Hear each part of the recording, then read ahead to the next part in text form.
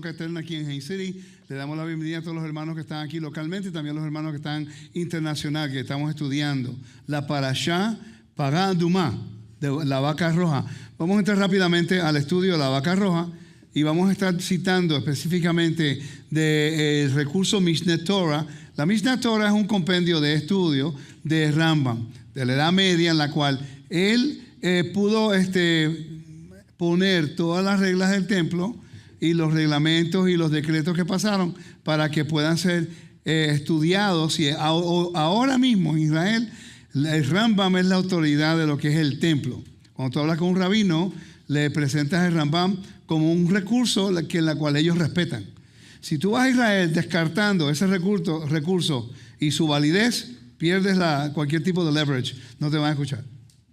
No te paran nada. Es como que, ok, no hay nada que hablar. Pero si tú utilizas el recurso como una manera de lo que estamos de acuerdo, utilizarlo para compartir la información, ellos están dispuestos a sentarse y compartir y intercambiar. Eso es lo que he podido hacer con muchos de ellos cuando presentamos la aplicación del templo. Es citar el Rambam, citamos la Mishnah, citamos los recursos que ellos reconocen, y cuando ellos ven que uno reconoce los recursos, entonces empezamos a dialogar acerca de cualquier cosa que se puede encontrar arqueológicamente, históricamente y el contexto cultural. Es una forma en la cual mi maestro me enseñó cómo poder comunicarnos con los rabinos ortodoxos para que ellos puedan escucharnos y compartir la información sin comprometer nuestros valores y nuestras creencias. Ok, la parashá de esta semana es Pagá Dumá, ¿no? Vaca roja, ¿sí o no? Ok, perfecto, estamos en la misma línea. Quiere decir que estamos estudiando acerca de un ritual en la cual es un misterio en realidad. El ritual es un misterio, como es que la ceniza de una vaca puede ser rociada, mezcladas con agua, usted queda limpio y la persona que roció sin tocarlo queda impuro hasta la noche. No es transferencia, sino que es para poder entrar al espacio sagrado, tiene que haber un tipo de ritual que te quita de la esfera de la muerte a la esfera y te pone en la esfera de la vida. Y es aquí donde vamos a entrar mucho en esto. ¿Okay? El templo es la prefigura del modelo que Dios utiliza para enseñar a la humanidad cómo regresar al espacio sagrado, que es Edén. Hoy día ya hemos hablado acerca de esto. Yo creo que aquí se debe ya entender esa tesis de cómo regresar al Edén, pero hay muchas personas nuevas, así que hay que repasar algunas cosas. La función del Todopoderoso siempre ha sido de que la humanidad regrese al espacio sagrado que es el Edén. Y siempre he mencionado esto. El libro de Génesis comienza como el libro de Génesis termina. Perdón, el libro de Génesis comienza como el libro de Apocalipsis termina. El libro de Génesis termina como el libro de Apocalipsis comienza.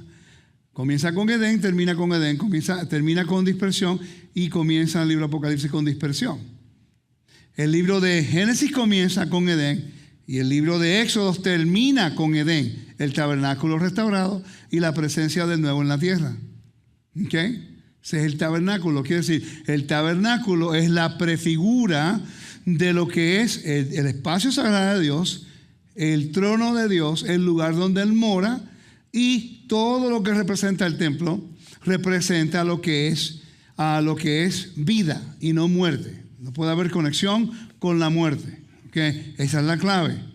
Yo honestamente no entiendo cómo personas pueden leer esta parashá y no entender el contexto literal que está diciendo allí. ¿Okay? Capítulo 18, capítulo 19, todos estos capítulos, la parashá pasada, que es Koga, que habla acerca de la usurpación y el sacerdocio, a quien pertenece y sus leyes y sus reglamentos. Y el capítulo 19 habla acerca de un ritual que está limitado solamente a los hijos de Aarón y más nadie lo puede tocar. Muy seguro, eventualmente alguien va a querer matar una vaca roja también. ¿Okay? Y entonces tenemos que entender que en los últimos tiempos hay un mensaje profético detrás de esto, porque nosotros pudimos ver la vaca roja en Israel. Habían 5, ahora hay 3 que todavía están listas para no el sacrificio, porque no es un sacrificio, sino que es un degollamiento en el Monte de los Olivos. Y hay un ritual y un procedimiento muy, muy demarcado de cómo se debe hacer, porque si no, no es válido. Entonces la pregunta es, ¿pero es que creemos en Cristo? ¿Y por qué entonces necesitamos la vaca roja? Entonces, ¿para qué vino a ser Él? Obviamente no están entendiendo la Biblia si hacen esa pregunta. Me gustaría, fíjense, que consideren hacer mejores preguntas a veces cuando estudiemos estas cosas. Porque si vemos algo que es completamente diferente a lo que hemos entendido, inmediatamente, automáticamente descartamos lo que leemos en la Torá porque utilizamos y abusamos del uso de este vocabulario. No, ya Cristo murió y resucitó por nuestros pecados. Ya eso no lo necesitamos. Pero cuando comienzas a estudiar el libro de Ezequiel, comienzas a estudiar algunas cosas, tú te das cuenta que, wow, estamos hablando y criticando de un tema que en realidad no estudiamos. ¿Okay? Entonces, vamos a entrar a lo primero, la primera introducción, como algunos 20 minutos acerca de lo que representa el espacio sagrado y hacer un repaso para los hermanos que quieren aprender un poco más acerca de esto y entender por qué es importante este procedimiento y este ritual en referencia al servicio del templo. Que cuando Yeshua oró por la niña que murió, él tuvo que pasar por este procedimiento. Entonces la pregunta ¿es él el Mesías de Israel, aunque tocó un cuerpo muerto y aunque tuvo que ir al templo o donde se encontraban las cenizas de la vaca roja y ser rociado, como dice el mandamiento? Nosotros a veces tenemos este pensar de que Yeshua, como es el Mesías y es el Hijo del Todopoderoso y resucitó a los muertos, que él estaba, how do you say, eso, ¿cómo fue? Exento de guardar el mandamiento. Es que eso lo he visto y lo veo mucho de personas que enseñan. Es como que es imposible pensar que Yeshua tenía que pasar por un procedimiento porque tocó una niña muerta, cuando la Torah es bien clara lo que ocurre con cualquier persona que toca un cuerpo. ¿No? ¿Cuál es el problema? Eso no te separa de lo que es salvación. Salvación es el don de Dios para los que creen, pero sí lo separa a la persona del espacio sagrado del templo, porque tocó algo con muerte. Ahora el mismo Mesías, si iba a ir al templo, si iba a subir al templo, no podía. Sí, no podía. La gente puede discutir lo que quiera, pero la Biblia es bien clara y no hace excepción de personas. Si no hubiera dicho, todo el mundo es impuro, menos el Mashiach de Israel. Pero no lo dice. Porque obviamente tocar algo muerto es algo que eventualmente en tu vida va a ocurrir. Eventualmente en tu vida va a ocurrir. Es algo que es una función del humano que eventualmente o algo cerca de ti muere o tú mueres. Y por ende la gente se contamina en diferentes niveles de contaminación. No quiere decir que pecaste. Ahora el problema es la mala traducción de la palabra hatat o hatat, que significa ofrenda de pecado. Debiera de ser ofrenda de purificación, porque estás entrando de un estado de impureza, de muerte, que tocaste muerto, no puedes tener acceso al lugar santo, lugar donde hay santidad. Y ese ritual de transición te permite que haya un cambio de estatus de algo que tocaste con muerte impuro, para mantenerte ahora puro de acuerdo a lo que Dios establece como pureza ritual. No estamos hablando aquí de pureza moral. Que Yeshua no pecó en ningún momento en pureza moral. Si hubiera pecado en pureza moral, estuviéramos perdiendo todo el tiempo aquí. Esa es la clave. Entonces, si no estudiamos estos aspectos de la Biblia, de la diferencia en lo que es pureza moral y pureza ritual, no lo vamos a entender. Y cuando hablamos de los sacrificios, ya hacemos una cruz con los dedos y no queremos escuchar. ¿Por qué no? Porque ya Cristo murió y resucitó, ya eso fue anulado. Cuando la evidencia bíblica apunta a otra cosa. ¿Me están siguiendo, no? Entonces, lo que queremos hacer en el día de hoy es entender un poco más el procedimiento de la vaca roja. Y si no menciono a Yeshua 2 o 3 veces hoy, por favor no piense que yo lo he rechazado. Sino que en realidad sabemos que Yeshua aquí tiene que ver mucho en la forma que Dios lo utilizó a él para que a través de él nosotros seamos purificados de la esfera de la muerte a la esfera de la vida. Entonces, claramente, si nosotros hemos sido intercambiados de la muerte a la vida, es lo que hizo Yeshua por nosotros, que ha causado que ese estatus cambie. ¿Me están siguiendo? Así que queremos hablar del procedimiento de cómo trabaja, entendiendo que fue el Mesías Yeshua, el vehículo que Dios utilizó y la prefigura para que esto ocurriera. ¿Estamos claros? Ok. Entonces, en Levítico capítulo 19, vamos a leer el capítulo entero. Vamos a tratar de estudiarlo en diferentes ángulos para entender el procedimiento. El año pasado yo enseñé acerca de lo que era la profecía de lo que es el Pagad Dumá, la vaca roja. Ya yo hice ese estudio, pueden ir a Teshuva, pueden ir a Tesoros del Templo y lo pueden conseguir allá. ¿Ok? Número 19. ¿Qué yo dije? Bueno, también podemos leer allá si quieren. ¿Ok? Número 19. Antes de comenzar, tenemos que considerar la escalera educativa. Hoy no vamos a hablar de arqueología, pero sí vamos a hablar de un contexto histórico-cultural y del templo. Es interesante que el libro Levítico todo tiene que ver con el templo. Del capítulo 25 de Éxodo al capítulo 40 de Éxodo, todo tiene que ver con el tabernáculo. En Números, capítulo 3, el templo. Capítulo 4, el templo. Capítulo 5, templo. Capítulo 8, templo. Capítulo 17 y 18, templo. Capítulo 19, templo. Hello. Es como lo que siempre digo. Si no estudiamos el templo no vamos a entender algunos contextos. Y este es el ejemplo más perfecto que podemos ver aquí. Porque si no estudiamos lo que representa la vaca roja, cuando lleguemos al libro de Hebreos capítulo 9, que alude al ritual de vaca roja, no lo vamos a entender en el contexto de Yom HaKippurim. ¿Cómo es que se usaba las cenizas de la vaca roja en el templo? Eso es otra cosa que tenemos que considerar porque en Hebreos capítulo 9 lo dice. Vamos a ir allá pues. Vamos a ir allá. Hebreos capítulo 9.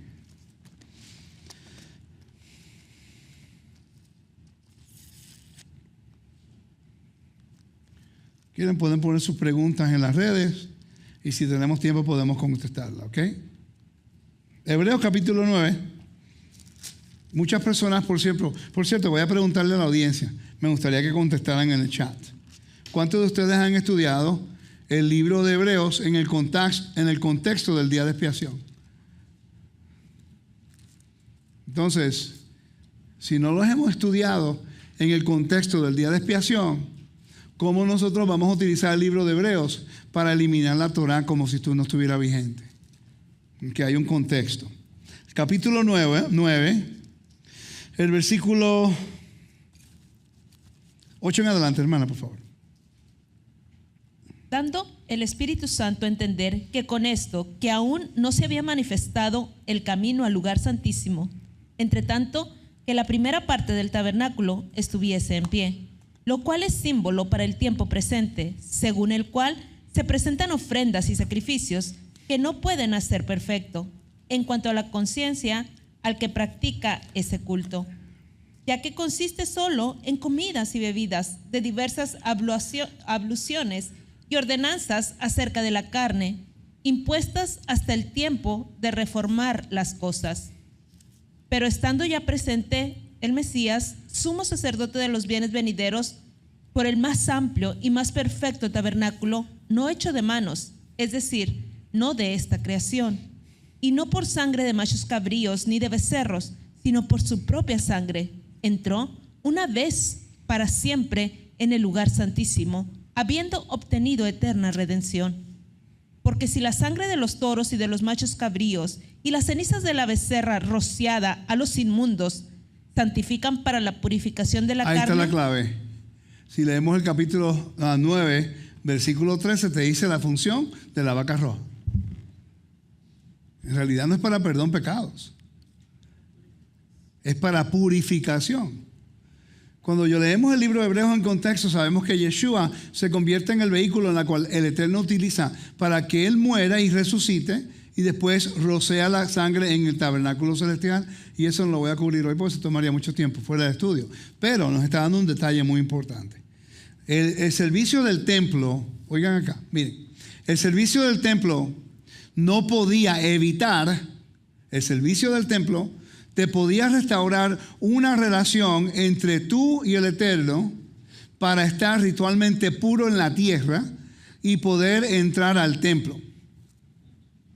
Pero el templo y los rituales del templo no tenían la solución, no tenían la autoridad, y lo dice aquí, para quitar el pecado que limita al hombre a entrar al jardín, que es la muerte. No había sacrificios para pecados voluntarios en rebelión, había muerte. Entonces, a través de Yeshua, el mensaje de Hebreos capítulo 9, eventualmente voy a hacer un estudio capítulo por capítulo, pero literalmente me va a tomar mucho tiempo, porque hay que reeducar a la persona para entender el servicio del templo, para entender el vocabulario, porque si no es pura pregunta y no lo quieren estudiar, y creo que no es justo, ¿no? Tenemos que investigarlo. ¿Okay? Pero el libro de Hebreos está haciendo el caso acerca del Mesías, en la cual a través de él nosotros ahora tenemos acceso a hacer algo que el sistema levítico o el tabernáculo o el templo no podía hacer. Permitir que la humanidad entrara al jardín de nuevo. Era la prefigura, el micro. El tabernáculo y el templo es el micro. Es lo que Dios estableció en la tierra para enseñar cómo tú puedes regresar a la presencia de Dios. Pero igualito, tú vivías la Torah perfectamente, guardabas el mandamiento, eras ritualmente puro y no cometías pecado moral. Ibas a morir eventualmente. Esa es la misión del Mesías. Entonces aquí te está diciendo la función del Mesías en referencia a destruir a la muerte. Y es interesante que el capítulo 2, versículo 14 te lo dice. Pero como no leemos en línea, si yo pregunto a la audiencia, me gustaría hacer una pregunta honesta a la audiencia en las redes, me gustaría que contestaran, por favor. Sean honestos, y no lo digo para hacer sentir a nadie mal. Pero ¿cuántos de ustedes han leído el libro de Hebreos sin parar, del capítulo 1 al capítulo 13? Sin parar, en secuencia. Muchas veces no lo hacen. Confunde un poco porque está hablando de un tema que nosotros estamos muy alejados de la cultura, de la historia y la geografía y el contexto del templo, y por eso hay tanta confusión. Nada más. Pero el libro 2, capítulo 2, versículo 14, ¿qué es lo que dice? Acerca de Yeshua, venir al mundo, tomar la forma de hombre y sufrir como hombre. Léelo ahí, para que... Así que, por cuanto los hijos participaron de carne y sangre, él también participó de lo mismo, para destruir por medio de la muerte al que tenía el imperio de la muerte, esto es, al diablo. ¿Para qué? El próximo versículo, ¿para qué? Hay una función para eso. Y librar a todos los que por el temor de la muerte estaban durante toda la vida sujetos a servidumbre. Para librarnos de la muerte. De ahí parte el libro de Hebreos, el contraste de cuál va a ser el sacerdocio que te da mayor afinidad o acercarte a la vida eterna. El sistema levítico, no, ellos están funcionando en la tierra para proteger el espacio sagrado, para que usted pudiera entrar y acercarse a Dios. Pero igualito usted caminaba una vida perfecta y moría. Pero Yeshua vino como el sumo sacerdote del orden de Melquisedec una vez y para siempre. Una vez, lo dice el libro de Hebreos, lo hizo una vez y para siempre. Quiere decir que ahora mismo ya no está funcionando como sumo sacerdote. Porque el día de expiación se hace una vez al año. Y como Yeshua estuvo fuera de la tierra, es una vez y para siempre. No tiene que hacerlo todos los días. Lo dice el texto. Vamos allá, Hebreos capítulo 10. Mire, yo le voy a decir algo, no me crean a mí, léanlo ustedes. Ahora le voy a pedir un favor. Crean lo que la Biblia dice. Si la Biblia lo dice, usted lo sigue. No importa lo que el hombre diga. Y no importa lo que yo diga. Mi función es de explicar la palabra de acuerdo a su contexto, de acuerdo a mi interpretación y lo que yo pienso. Y así viví yo en la iglesia, yo no voy a hacer eso de nuevo.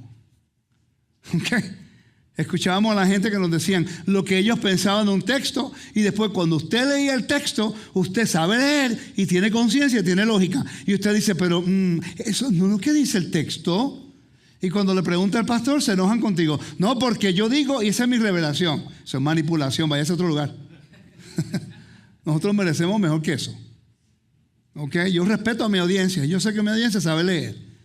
Y yo no voy a decirle a usted algo que no dice ahí. Ahora, de repente la traducción es diferente. O de repente vamos al griego o vamos al hebreo y vamos al contexto, vamos a la cultura para darte un mayor algo más amplio para que usted pueda considerar su contexto en vez de la teología que nos enseñaron.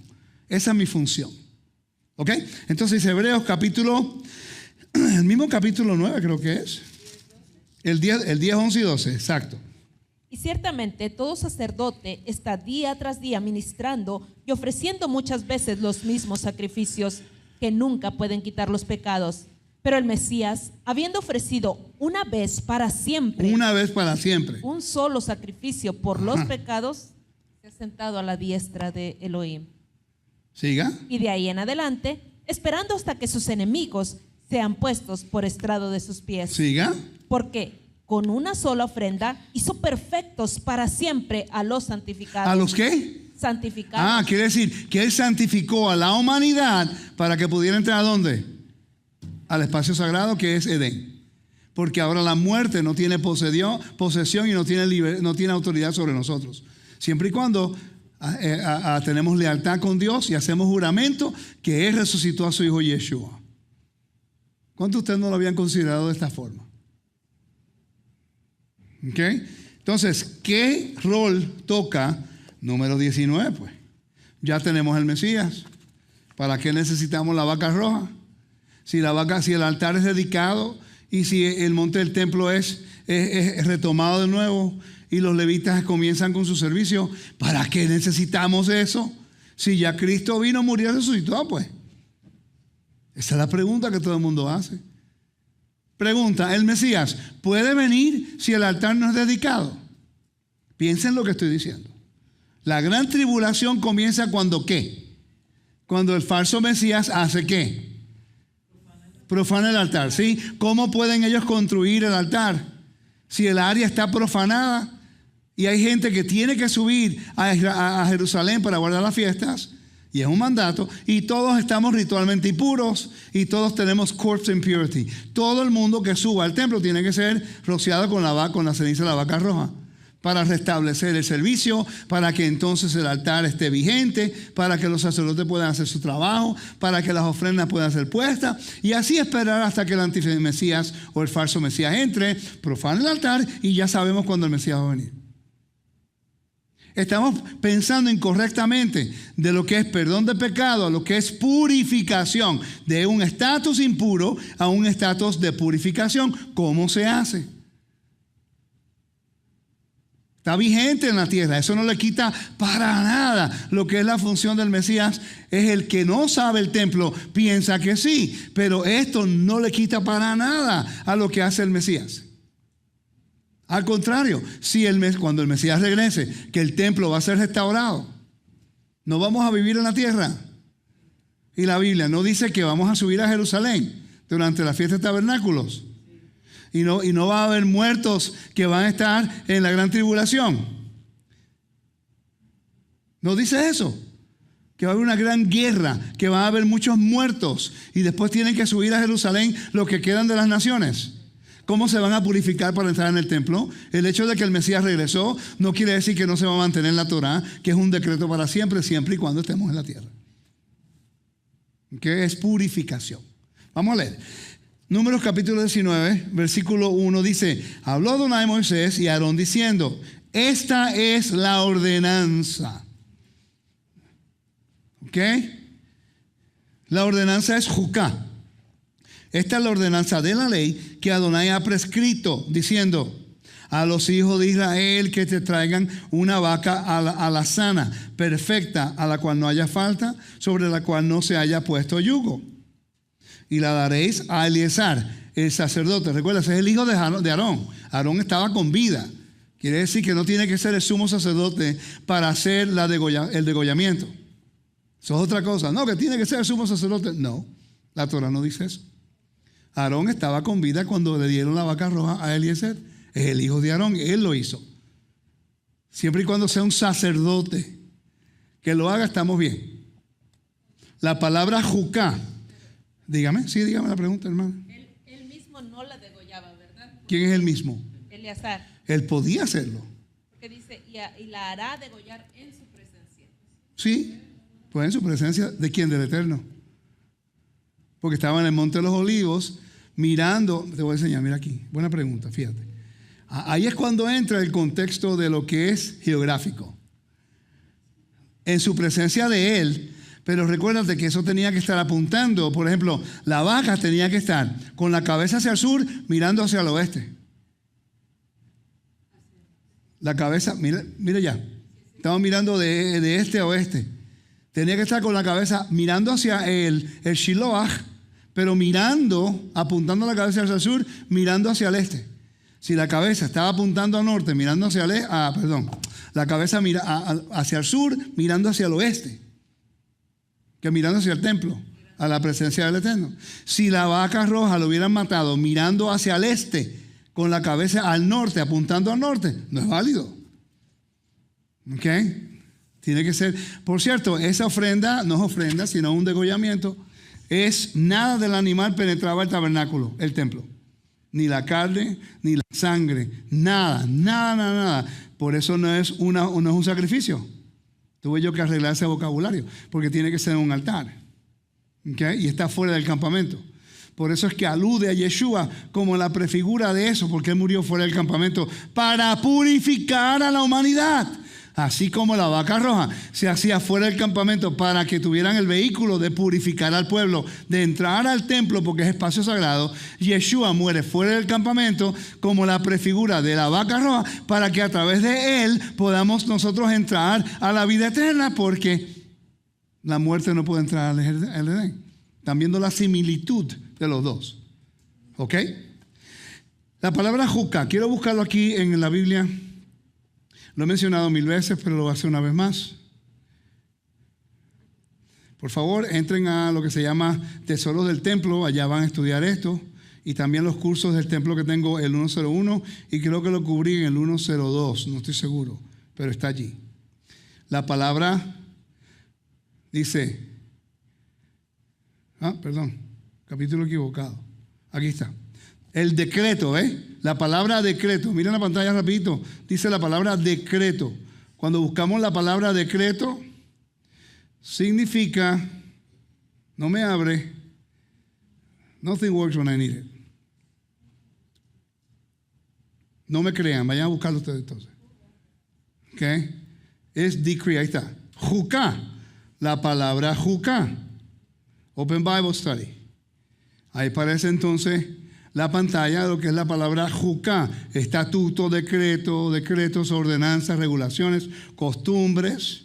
Y aquí vemos todos los versículos que aparece la palabra juká. Vamos a buscar estatutos o decretos. Mira qué interesante. Decretos. Números 9:3, Números 9:12, Números 9:14, Números 9:14, Números 10:8. Cuando habla acerca de las trompetas. Números 15:15, Números 15:15 de los sitiyot.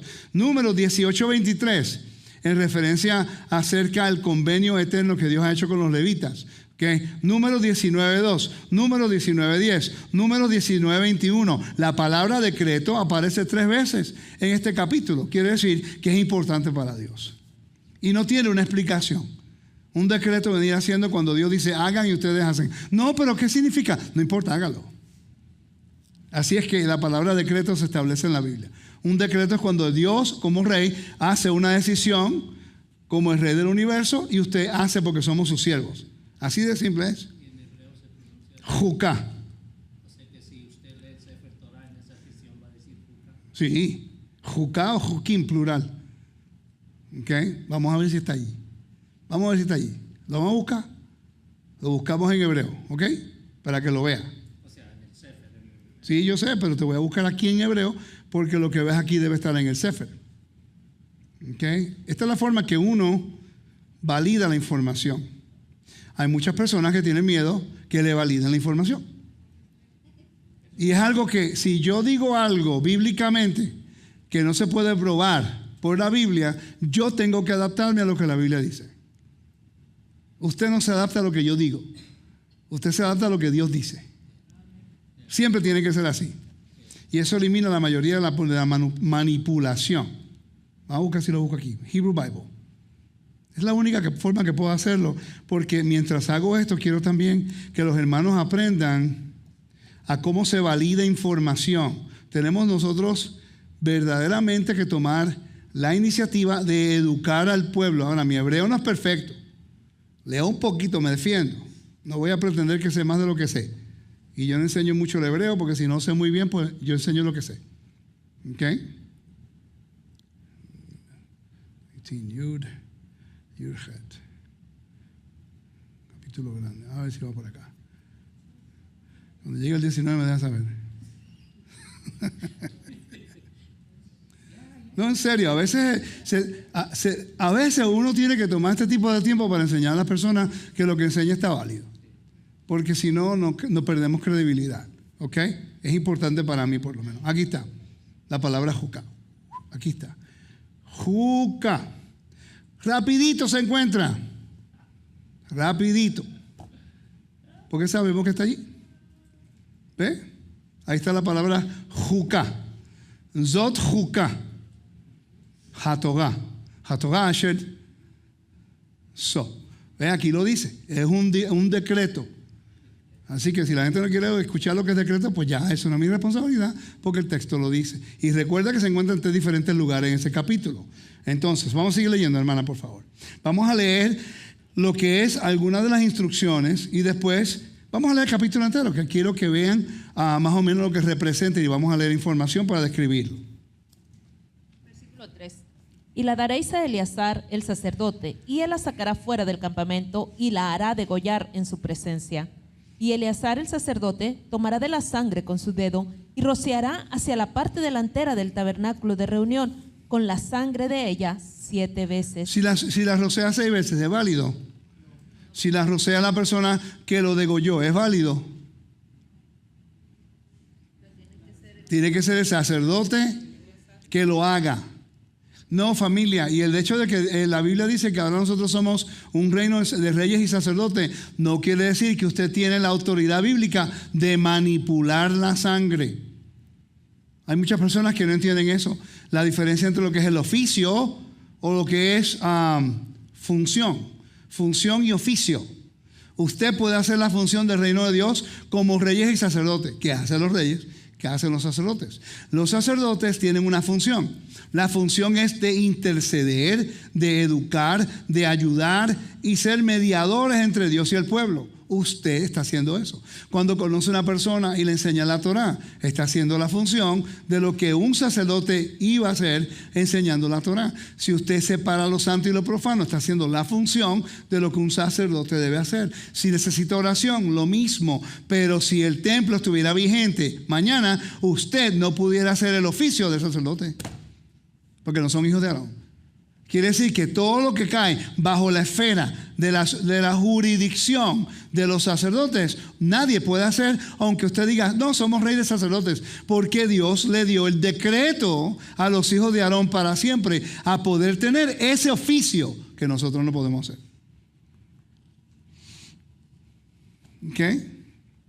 A veces hay que hacer mucha gimnasia por encima del texto. Salimos del sistema religioso porque hacían lo mismo.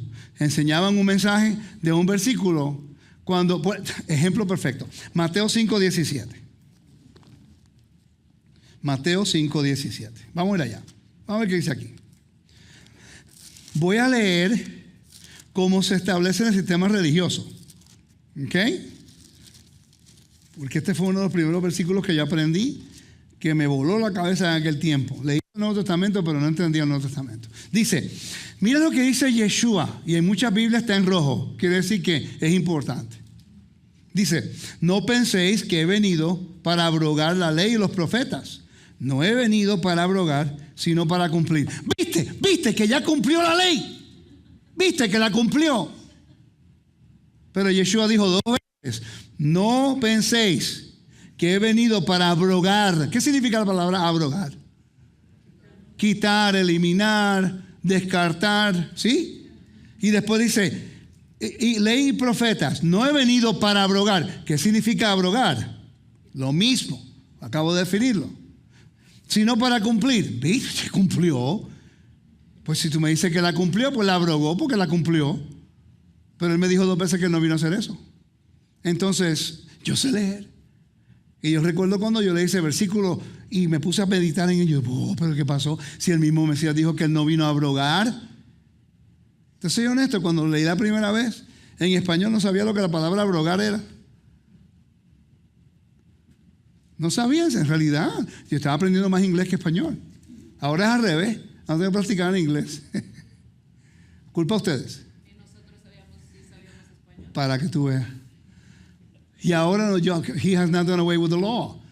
Y yo digo, wow, cuando entendí el contexto, yo digo, pero no entiendo, porque yo estaba enseñando que la Biblia había sido abrogada cuando el Mesías dijo que no. ¿Cómo dirá en inglés? Vamos a ver, pues. No está bien, yo te voy a buscar el programa, mira. Tú sabes, tranquilo. Vamos a buscar aquí. Abolish. La palabra es abolish. ¿Ok? Pero me alegro que preguntaste. Me sacaste el tema, pero no importa.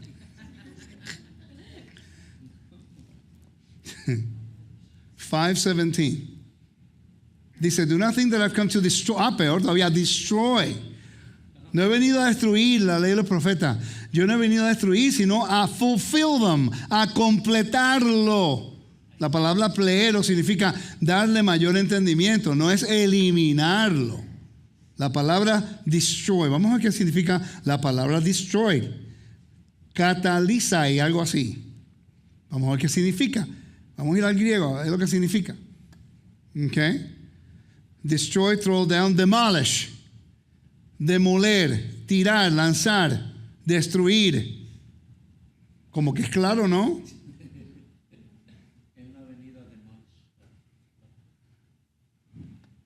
Entonces, hay un problema de entendimiento de lo que es, lo que representa la Biblia para muchas personas cristianas. Imagínate ahora entonces el libro de número 19. Si no entendemos el Nuevo Testamento, que es lo único que se estudia en muchas iglesias, ¿cómo vamos a estudiar algo tan alejado de nuestra cultura y sin templo y sin nada? Después tanta confusión. Entonces entramos a lo que es la Torah, no nos educamos en los fundamentos básicos para entender esto, y entonces le damos la misma interpretación, pero con una gorrita diferente, pues. Gorrita hebrea con los nombres hebreos, la misma teología. No hemos cambiado nada. Y por eso cuando comenzamos a estudiar la Torah en su contexto y empezamos a entender su legalidad, por eso que nos acercamos más a vernos como judíos. No, ellos están rechazando el Mesías porque están haciendo lo que los judíos hacen. Una pregunta, Yeshua no hubiera usado los tefilim, los tzitzit, comió kosher, hacía las oraciones, subía al templo. Entonces, ¿por qué no lo podemos hacer? Vamos, soy imitador del Mesías.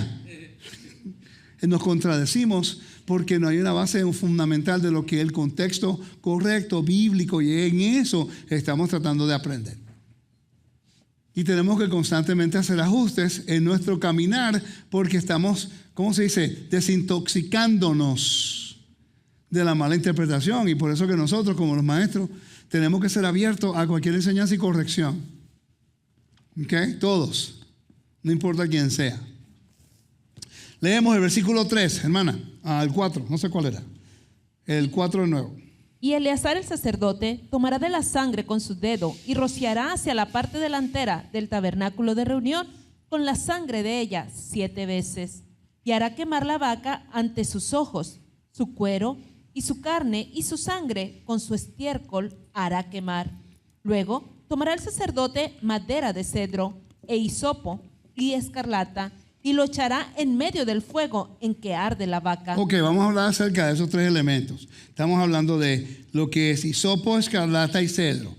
Ok, esos 3 elementos se utilizaban en lo que se llaman impureza de cuerpos muertos. Se hizo en Egipto cuando ellos pusieron esos 3 elementos con la sangre de el cordero en los linteles. Después, el mismo David, en el capítulo 51, el libro de Salmo. Vamos allá. Capítulo 51. Lo que ocurrió con David fue que él cometió un pecado voluntario de rebelión que merecía la muerte. Y el mismo lo dice, el versículo 7 en adelante. Purifícame con hisopo y seré limpio. Lávame y seré más blanco que la nieve. Ok, ¿dónde en la Biblia se purificaba con hisopo? En todos los requisitos de pureza cuando iba del estatus de muerto a vida. Tocabas algo con muerte, tenía que ser rociados con las aguas de la vaca roja, con la ceniza de la vaca roja, y estos 3 elementos, cedro, hisopo y escarlata. 3 elementos importantes, porque es el procedimiento. Por cierto, el sacerdote, cuando tú venías al templo o en un lugar en el templo, agarraba un envase de piedra con las aguas que fueron sacadas del Siloé. Tiene que ser de un arroyo que esté corriendo el agua, que no puede estar estancada. Y allá el sacerdote con su mano derecha rociaba a la persona. ¿Ok? Porque esa persona había sido expuesta a lo que era lo que se llama se me olvidó ahora, the realm, el ámbito de la muerte. ¿Ok? Lo que es la muerte, y ahora estaba entrando al templo, que es la vida. David sabía que lo que él merecía era la muerte. Él sabía, no había perdón para lo que dijo. Con otras palabras, hay una expresión en inglés que dicen dead men walking. Un hombre muerto caminando. El pueblo de Israel estaba como hombres muertos caminando, esclavos en Egipto porque no tenían redención. ¿Ok? Nosotros éramos hombres y mujeres caminando muertos en este mundo hasta que encontramos a nuestro Mesías Yeshua y entramos a la Torah o entramos al Evangelio, porque tenemos la promesa de la vida eterna. Hemos sido liberados. Israel fue liberado de las ataduras de la esclavitud le iba a causar la muerte en Egipto, y a través de Yeshua nosotros hemos ahora sido liberados de las ataduras que nos iba a llevar a muerte fuera del ámbito de la perfección de Dios, para que podamos entrar al jardín. Bien interesante. Empezamos a atar todos estos versículos y tiene lógica. ¿Están conmigo hasta el momento? Ok. Entonces, regresamos a número 19. Cuando usted vea hisopo y cuando vea cedro y cuando vea escarlata utilizado en estas tres mismas formas todo el tiempo, ya sabemos que está hablando de lo que es el ámbito de la muerte, la esfera de la muerte, y cómo se purifica para entrar a la esfera de la vida. Muy importante. ¿Ok? Continuamos. El sacerdote lavará luego sus vestidos, lavará también su cuerpo con agua, y después entrará en el campamento, y será inmundo el sacerdote hasta la noche. Así ocurrió con el Mesías también. A través de eso hemos sido rociados. Él se convirtió impuro por nosotros, y nosotros ahora estamos limpios para entrar a la presencia del Eterno. Interesante. Es un ritual. El simbolismo representa un cambio de estatus. Ok, seguimos. Asimismo, el que la quemó lavará sus vestidos en agua, y también lavará en agua su cuerpo, y será inmundo hasta la noche. Y un hombre limpio recogerá las cenizas de la vaca y las pondrá fuera del campamento en lugar limpio, y las guardará la congregación de los hijos de Israel para el agua de la purificación. Es una expiación. ¿Para el agua de qué? De purificación. Eso es algo que nunca se habla acerca de la boca roja. Y nunca se habla acerca del trabajo de Yeshua. Yeshua murió por todos nuestros pecados. Bueno, habían pecados que había perdón por ellos en el templo. Pero a través de él nosotros que éramos impuros para poder entrar a lo que es Edén en el futuro, a través de él ahora hemos sido rociados. Por eso es que Pablo dice, hemos sido rociados con su sangre. Perdón, no fue Pablo, fue el libro de Hebreos. Nadie sabe quién escribió el libro de Hebreos. ¿Okay? Y en Primera de Pedro, que hemos sido rociados. Busque la palabra rociado para que usted vea en el Nuevo Testamento. Busque su Biblia. Sprinkled. You're going to find it only in the book of Hebrews and 1 Peter. En Hebreos y 1 Pedro. Así que ese es su reto, que lo busquen. Si me equivoco, pues lo arreglo. En el Nuevo Testamento. ¿Ok? Busque la palabra sprinkled. Si lo encuentran en otro lugar, me dejan saber. ¿Ok? Pero es interesante que la palabra rociado aparece solamente en esos lugares. ¿Por qué no aparece en otros? El que estudia el templo entiende por qué aparece en ese lugar y no aparece en otro. Esa es una pregunta que le hago a la audiencia. ¿Por qué la palabra sprinkled, rociado, no aparece en otro lugar que yo podía encontrar? Puedo estar equivocado. Let me know when you got it, Tito. Are you looking for it? Okay. Sprinkled. Okay. ¿Están buscando? ¿Quién lo está buscando? Ok, perfecto. Sprinkled. O rociados. A ver cuánto aparece. Dígame. Tengo 1 Pedro 1 y 2. Ajá. Sí, solamente cita el versículo, si no toma muy. Cita el título y el verso, pero no el versículo entero. Ajá. Ok, entiendo. ¿Y qué otro lugar dice rociados?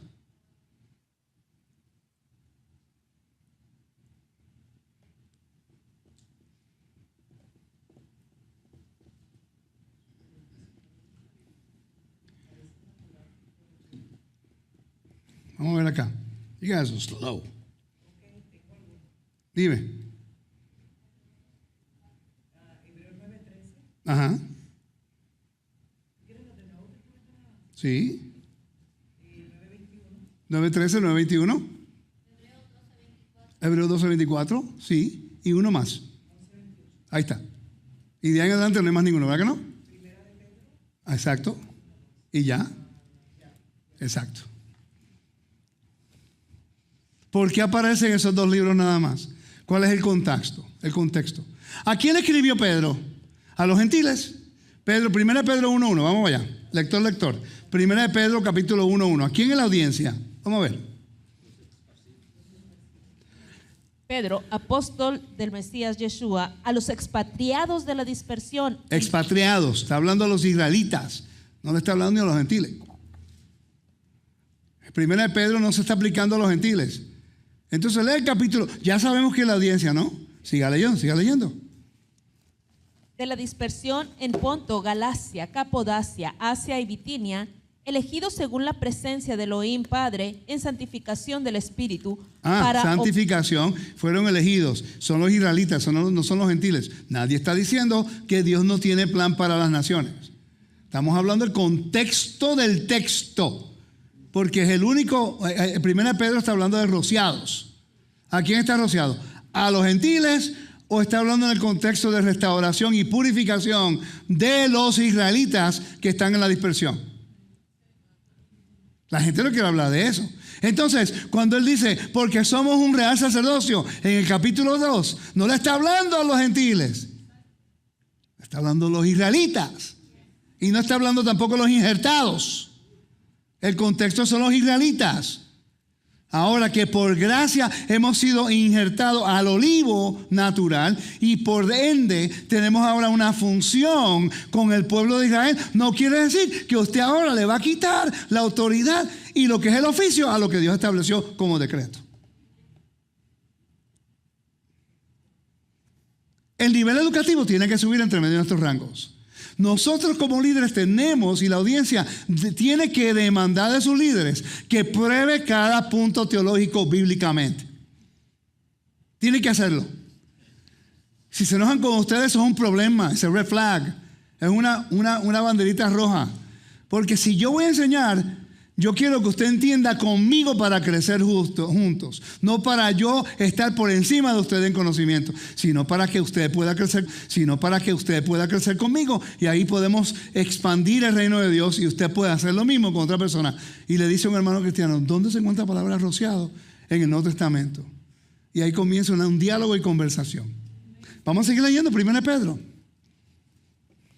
Para obedecer y ser rociados con la sangre del Mesías Yeshua, gracia y paz os sean multiplicadas.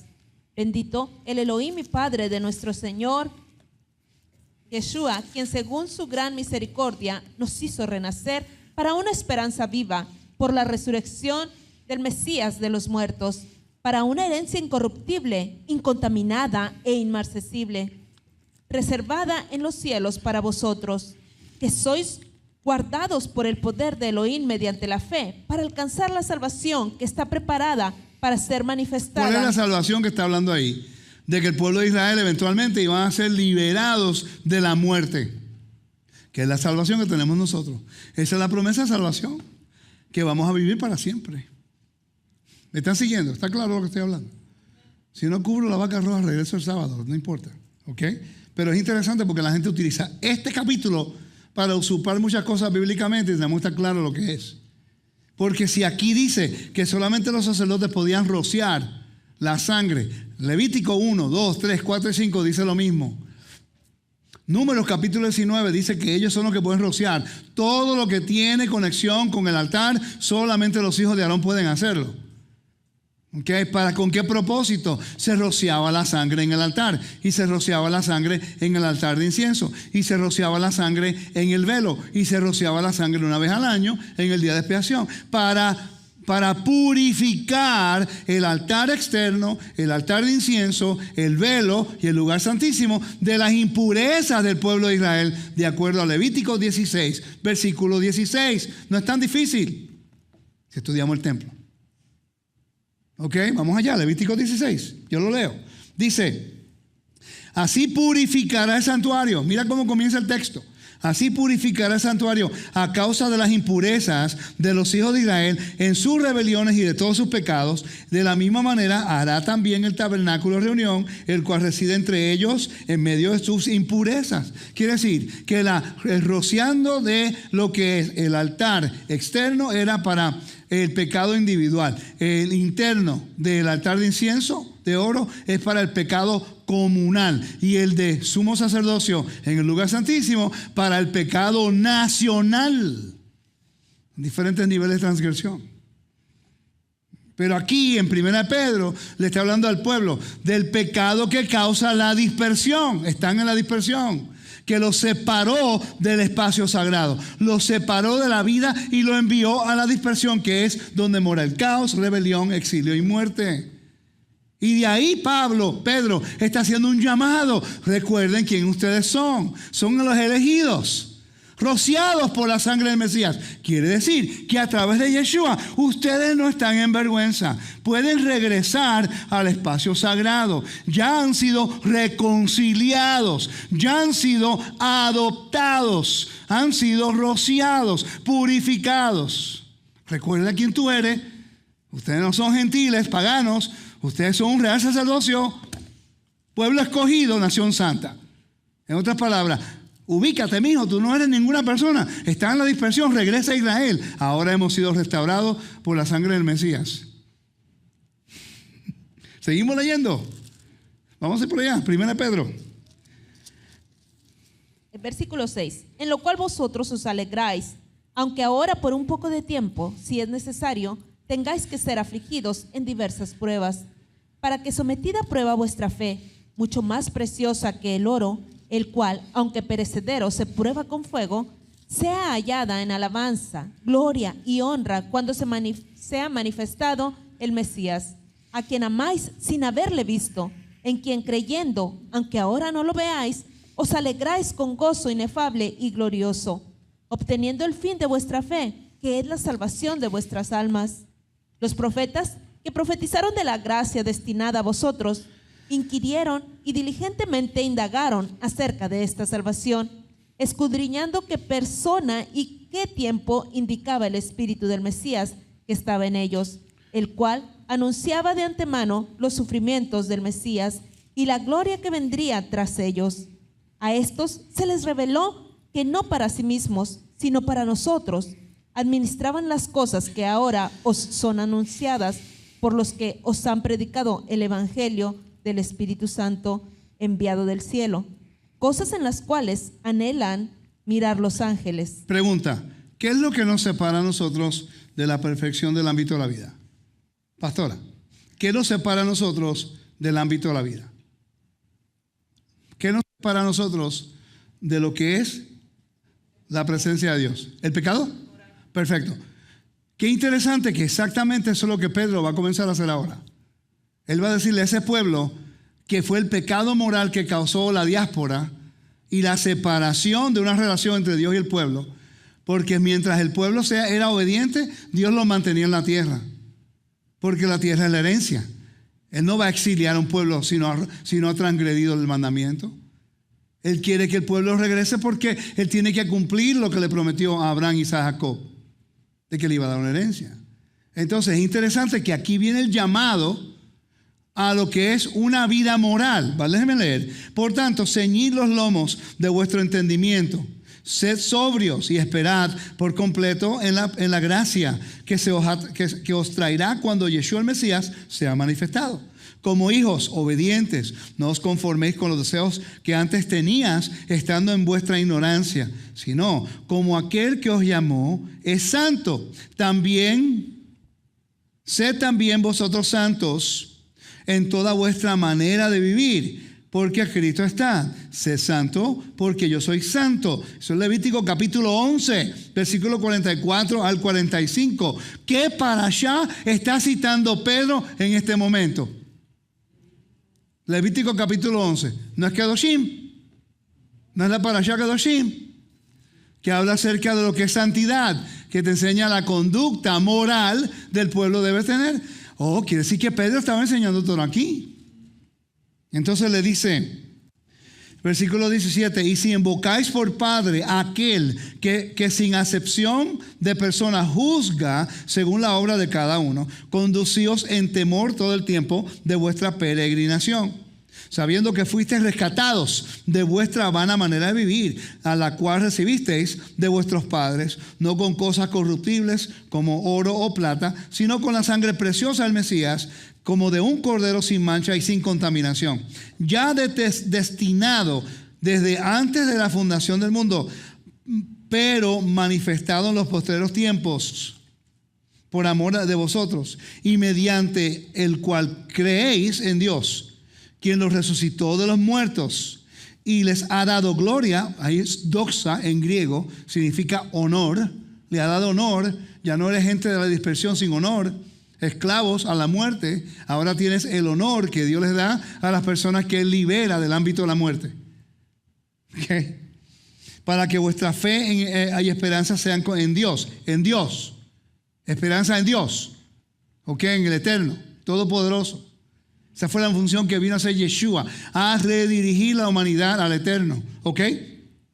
Habiendo purificado vuestras almas por la obediencia a la verdad, mediante el Espíritu, por el amor fraternal no fingido, amaos unos a otros extrañablemente de corazón puro, siendo renacidos no de simiente corruptible, sino de incorruptible, por la palabra de Dios, que vive y permanece para siempre, porque toda carne es como hierba, y toda la gloria del hombre como flor de la hierba. La hierba se seca, la flor se cae, mas la palabra de Elohim permanece para siempre.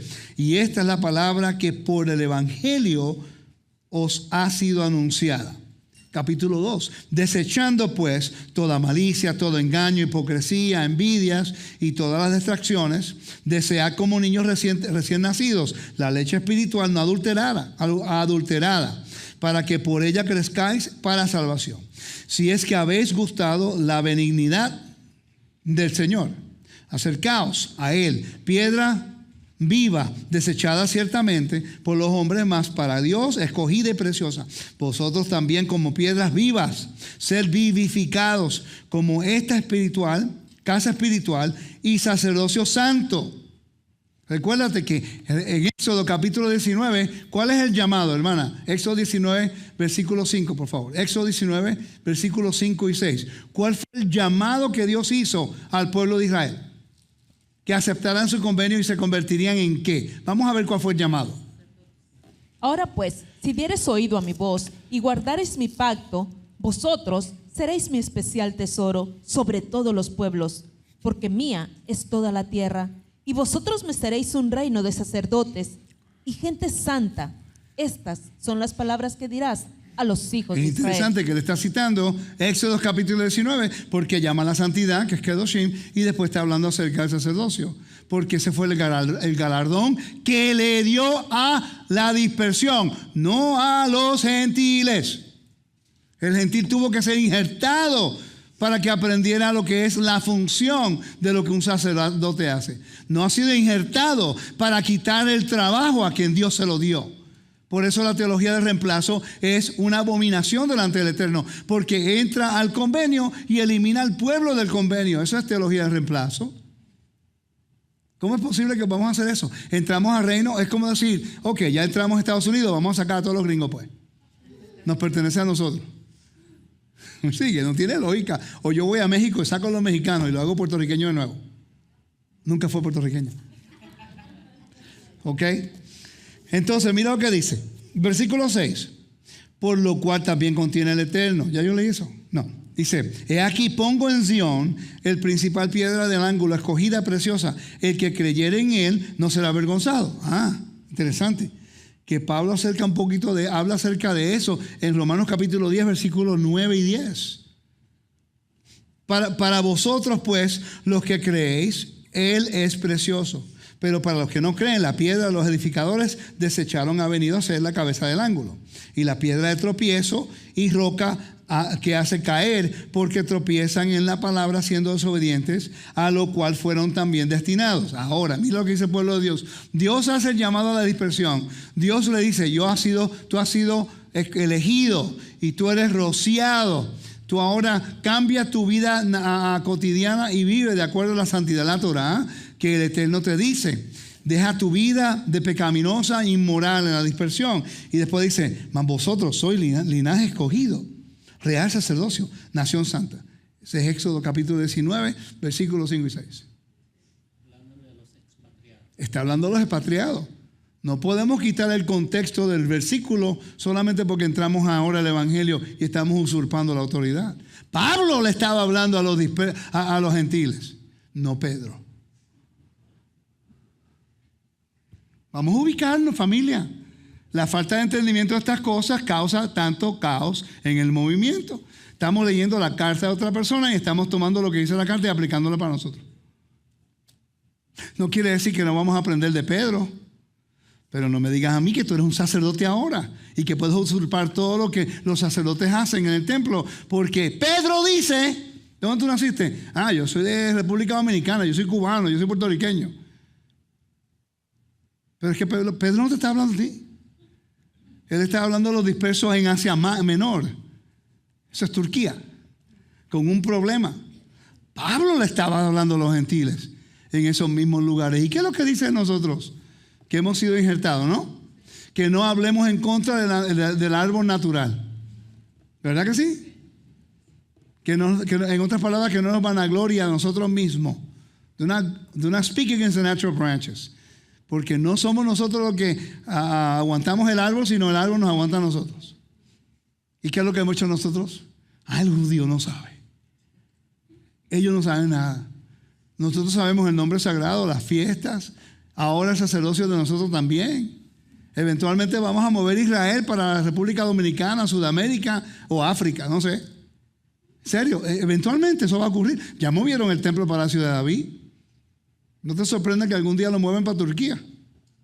Porque todo el mundo ahora tiene una revelación de lo que ellos piensan es correcto y nosotros nos estamos apartando del modelo bíblico. Ahora, ¿quiere decir que el mensaje para 1 de Pedro no se aplicaría a nosotros si somos injertados y obedientes y aprender del error que ellos cometieron? Absolutamente. Sí, podemos aprender de lo que ellos pasaron. Pero no podemos usurpar una carta que nos está hablando a nosotros y ahora decir, ahora todos somos sacerdotes, podemos hacer lo que queremos. Porque en el libro de Números capítulo 19 claramente te dice quiénes son las personas que pueden hacer el procedimiento. En el libro de Levíticos capítulo 1 al 7 te dice quiénes son las personas que pueden hacer el procedimiento de rociar la sangre. En el libro de Levíticos capítulo, 8, dice que santifica, y el capítulo Éxodo 28, santifica, purificaron, santificaron, ¿qué me hicieron? Dedicaron y ordenaron a los hijos de Aarón. Pero ahora todo el mundo quiere hacer la función de los hijos de Aarón si no son hijos de Aarón. Eso es usurpación. Eso es un pecado. Estamos entrando a la Torá y haciendo lo mismo que hacíamos en el sistema religioso, usurpando cosas que no nos pertenecen. Y yo tuve que arrepentirme de eso. Yo estaba haciendo lo mismo también. Lo que estoy tratando de hacer es anunciando, no hagamos lo mismo, porque caemos en problemas. ¿Ok? Seguimos. Mas vosotros sois linaje escogido, real sacerdocio, nación santa, pueblo adquirido por Dios, para que anunciéis las virtudes de aquel que os llamó ¿de dónde? ¿De las qué? ¿A su qué? A su luz admirable. Pastora, ¿qué quiere decir ese versículo? ¿Qué viniera siendo las tinieblas? ¿Qué representarían las tinieblas? Micrófono. ¿Y qué representaría la luz admirable? La vida. Exacto, es simple cuando seguimos el patrón bíblico. Entonces dice, vosotros que en otro tiempo no erais pueblo, pero que ahora sois el pueblo. Y en otro tiempo que no habías alcanzado misericordia, pero ahora habéis alcanzado misericordia. ¿Cómo yo puedo probar que esto no es dirigido a los gentiles? Vamos a leer el libro de Oseas, capítulo 2, versículo 23, pues. Me aparté del número 19, no importa, lo terminamos el sábado. Me fui por rociado por ahí seguí. ¿Sí? Oseas 2:23. Y la sembraré para mí en la tierra, y tendré misericordia de Lo Ruhamá, y diré a Lo a mí, tú eres pueblo mío, y él dirá, Dios mío. ¿Por qué Pedro está citando el versículo a Oseas cuando todo el mundo sabe que Oseas está hablando de las 10 tribus de Israel? Los Ruhama. Lo a mí, no es mi pueblo. ¿Qué? No hay misericordia. Y después dice que tendrá misericordia, lo mismo que está citando aquí. Y después dice, amados, yo os ruego como extranjeros y peregrinos que os abstengáis de los deseos carnales que batallan contra el alma. Es extranjeros y peregrinos, ¿dónde están viviendo? Pedro le está escribiendo diciendo, ustedes son extranjeros y peregrinos, ¿dónde ellos están viviendo? ¿Dónde se encontraban ellos cuando Pedro le escribió la carta? Fuera de Israel. ¿Dónde? En Asia, en Ponto, en Galacia, en Asia. Entonces él está diciendo cómo conducir su vida en la dispersión. ¿Qué tienen que hacer? ¿Qué deben hacer para no caer de nuevo en una dispersión total? ¿Ok? Abstengáis de los deseos carnales que batallan contra el alma, manteniendo la buena vuestra manera de vivir entre los gentiles. Si le está hablando de los gentiles, ¿por qué dice entre los gentiles? Que si leemos el capítulo se explica solito. ¿Ok? Para que en lo que murmuran de vosotros como de malhechores glorifiquen a Dios en el día de la visitación al considerar vuestras buenas obras. Por causa del Señor, someteos a toda institución humana, ya sea el rey como a superior. Ya lo buena. ¿Por qué? Porque en Isaías hay un mandamiento, por cierto. Es Jeremías o Isaías, no recuerdo. Que dice, yo antes me preguntaba, ¿por qué los judíos van a cualquier lugar y apoyaban los gobiernos locales? Cuando el pueblo fue enviado a Babilonia, el Eterno a través del profeta se lo dijo. To work on behalf of the city. Que trabaje a los beneficios de la ciudad. Aunque van a la dispersión, le dijo al pueblo de Israel, cuando lleguen, trabaje por el beneficio de la ciudad. Y por eso es que el judío, donde quiera que va, guarda ese mandato. En la dispersión, trabajan por el beneficio de la ciudad. El problema es que después se asimilan a ellos. Porque obvio, si estamos en la dispersión y tenemos comunidad y tenemos lo que es los valores de la Torah y caminamos en unidad, nosotros mismos como comunidad, el pueblo va a poner atención y nos va a preguntar. Y ellos quieren saber cómo vivimos y por qué vivimos de esa forma.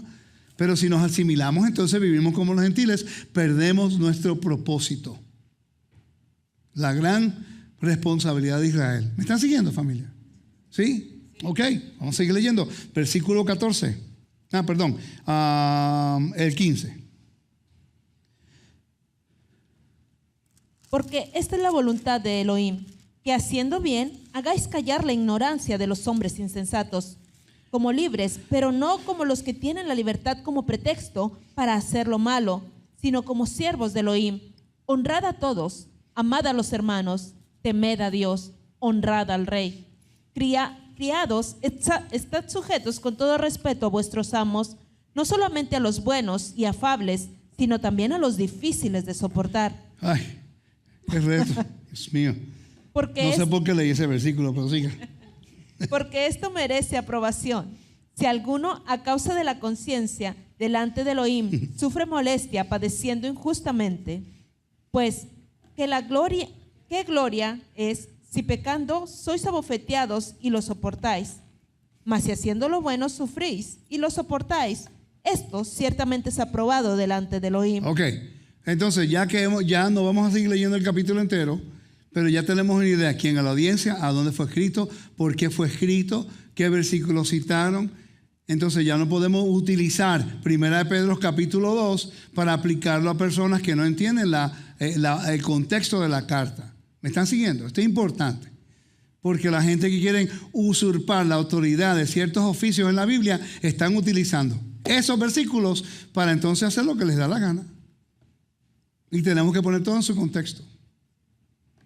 Porque si es así, cuando esté la vaca roja que ya están, que nosotros la vimos, quiere decir que cualquier persona, ¿usted cree puede ir a acercarse a hacer el servicio?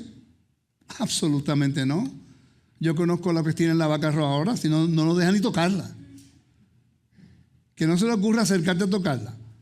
No se me puede tocar. Está separada para un servicio. Está jerem. Está dedicada para un servicio. Si una persona se atreve a hacer con esa vaca roja, lo que no pueden hacer están usurpando la autoridad de Dios, están retando la autoridad de Dios.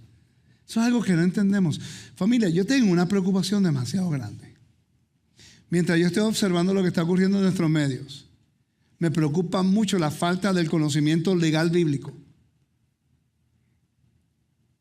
No podemos agarrar un versículo y aplicar nuestra misma legalidad. Llegaremos el momento que tenemos que respetar como Dios establece su Torah y sus reglamentos en la Biblia. Tenemos que adaptarnos a ello. Siempre estamos buscando una justificación por qué podemos hacer lo que Dios no dijo que podíamos hacer. Eso no fue lo mismo que ocurría a nosotros en el sistema religioso, cuando queríamos comernos nuestro cerdito. No, yo oro para santificarlo. Señor, gracias por la comida, con el cerdito y el camaroncito. A la verdad que hay que tener valor, pedirle a Dios que santifique algo cuando Él dijo que era una abominación. O sea, es como que hello. Guarda el sábado. No. Porque Cristo vino a abolir la ley cuando Yeshua nunca guardó el domingo. La fiesta. No podemos guardar la fiesta. Eso es de los judíos, pues. Pero queremos salvación, que el mismo Pablo dice que es de los judíos. Entonces leemos la Torá, leemos los mandamientos, pero después decimos, eso no se aplica para mí. 10 mandamientos menos 9. Olvídate el sábado. Y los demás son rituales. No tenemos que hacer eso. No tenemos que respetar nada de eso. Llegará el momento cuando el Eterno dice enough. Y yo pienso que la razón por la dispersión que se ha mantenido, el Eterno siempre es cíclico. Nos da una oportunidad y nosotros no la valoramos, terminamos haciendo de acuerdo a la imaginación de nuestro corazón. Y Él dice, ok, te di la oportunidad de entender, te di la oportunidad de obedecer, te di la oportunidad de ser obediente y hacer esto, pues mantente en tu dispersión porque no quieres obedecer. Entramos al reino de Dios y queremos cambiarlo. Entramos al reino de Dios, conocemos el nombre de Dios y cambiamos el nombre de Dios. Guardamos el sábado, cambiamos el día que se observa. Cambiamos las fiestas, hacemos como queremos la fiesta. La luna nueva, hacemos como queremos la luna nueva. Pesaj, hacemos lo mismo también. ¿Usted cree que el Eterno, y peor, nuestro Mesías, que murió y resucitó para que nosotros estuviéramos aquí hoy y que fuéramos partícipes de la bendición del Padre que nos ha dado de una restauración, con el único propósito de que Él pueda morar entre nosotros? Eso es lo que Dios quiere, preparar la tierra y un pueblo que sea siervo leal para que Él pueda morar entre nosotros. Eso es lo que Él quiere hacer. Él le dijo, constrúyeme el tabernáculo para que yo pueda morar entre ustedes. Y el pueblo adoró el becerro de oro. Y después que adora el becerro de oro, el Eterno pues perdona al pueblo e igualito le dijo, construyan el tabernáculo. Y la presencia de Dios bajó en un pueblo que adoró al becerro de oro.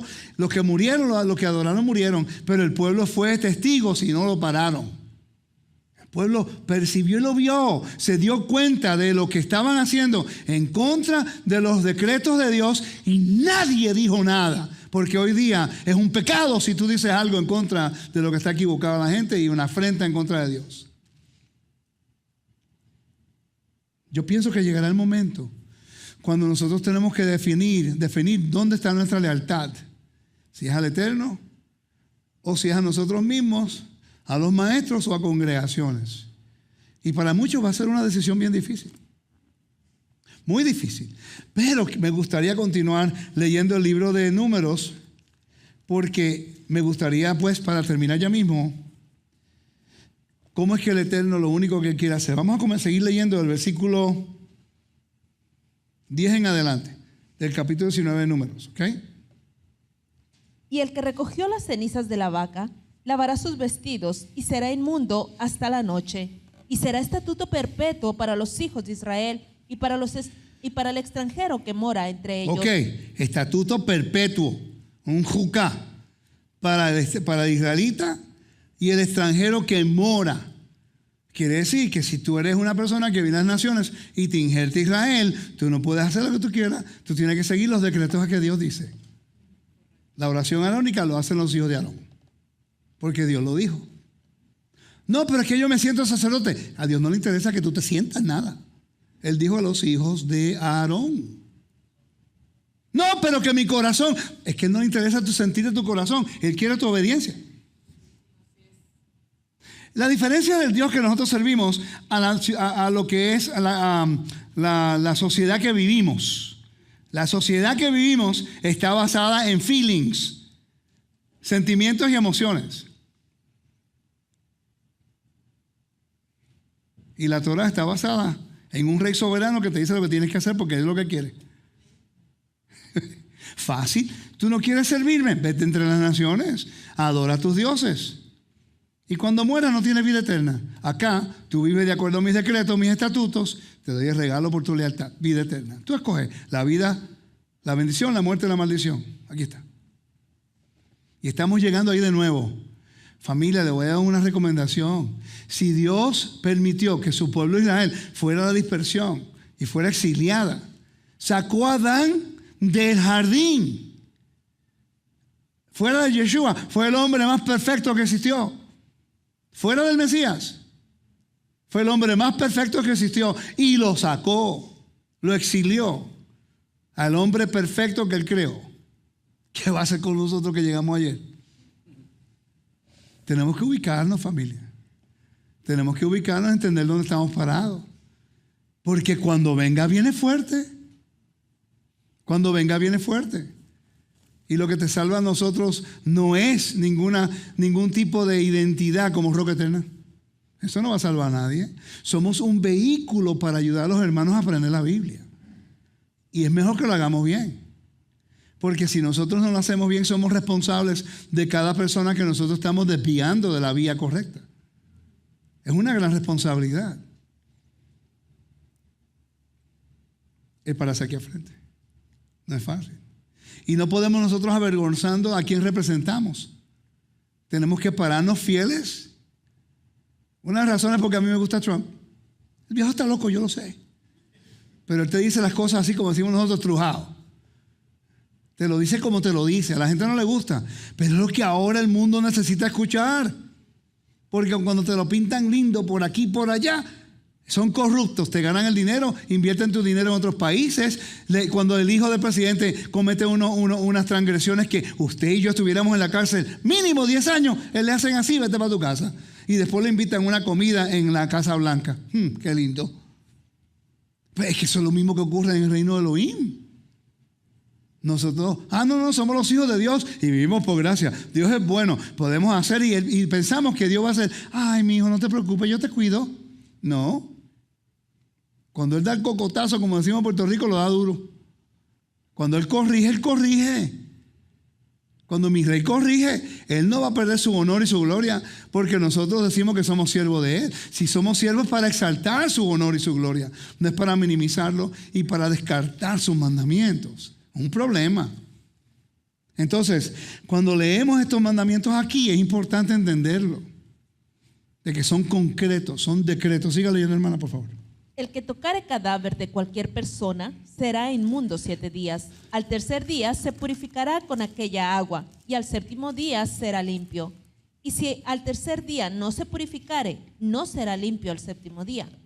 Todo aquel que tocare cadáver de cualquier persona y no se purificare, el tabernáculo de Adonai contaminó y aquella persona será cortada de Israel. Ok, Yeshua, ¿no tocó un hombre, una persona muerta?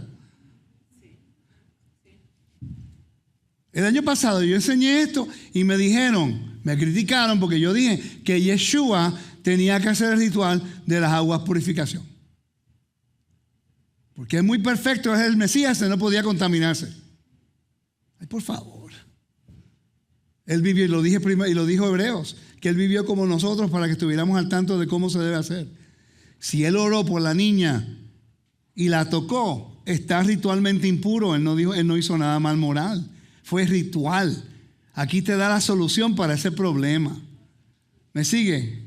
Te dio la solución para el problema ritual. Él no te está diciendo que lo hizo algo moral. Él lo que hizo fue, se contaminó para que la niña pudiera resucitar. Familia, ese es el mensaje del Evangelio, que a través de Él se contaminó con lo que es muerte para que usted y yo tengamos vida. Ese es el mensaje. Lo que ocurrió en ese evento es para enseñarnos el plan perfecto del Eterno. ¿Me siguen? Cuando Él cumplió el plan que Dios quería hacer con el mensaje de resurrección, pues fácil, Él hace lo que dice aquí. ¿Por qué? Lea la última parte de ese versículo, que será cortado.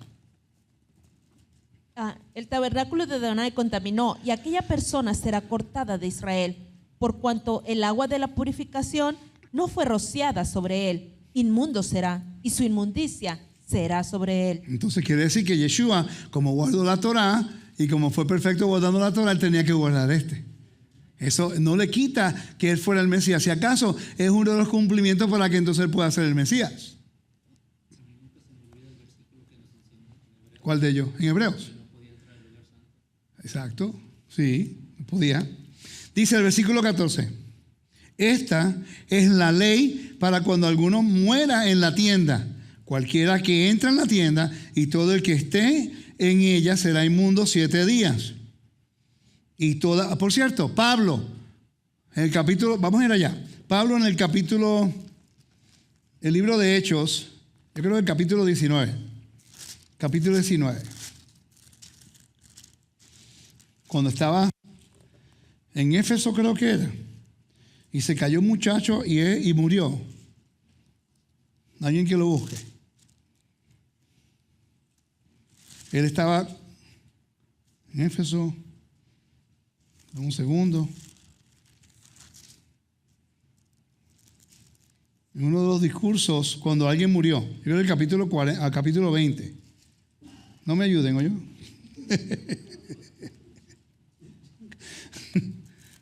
¿No recuerdan? Viaje a Troas, Mileto, después está a Mileto de nuevo acá. En el 29. 29, dice que, y un joven llamado Éutico, que estaba sentado en la ventana, rendido de un sueño profundo, por cuanto Pablo disertaba largamente, vencido del sueño, cayó al tercer piso abajo, ¿no? Y fue levantado que muerto. Y entonces descendió Pablo y se echó sobre él, ritualmente impuro. Tocó un muerto.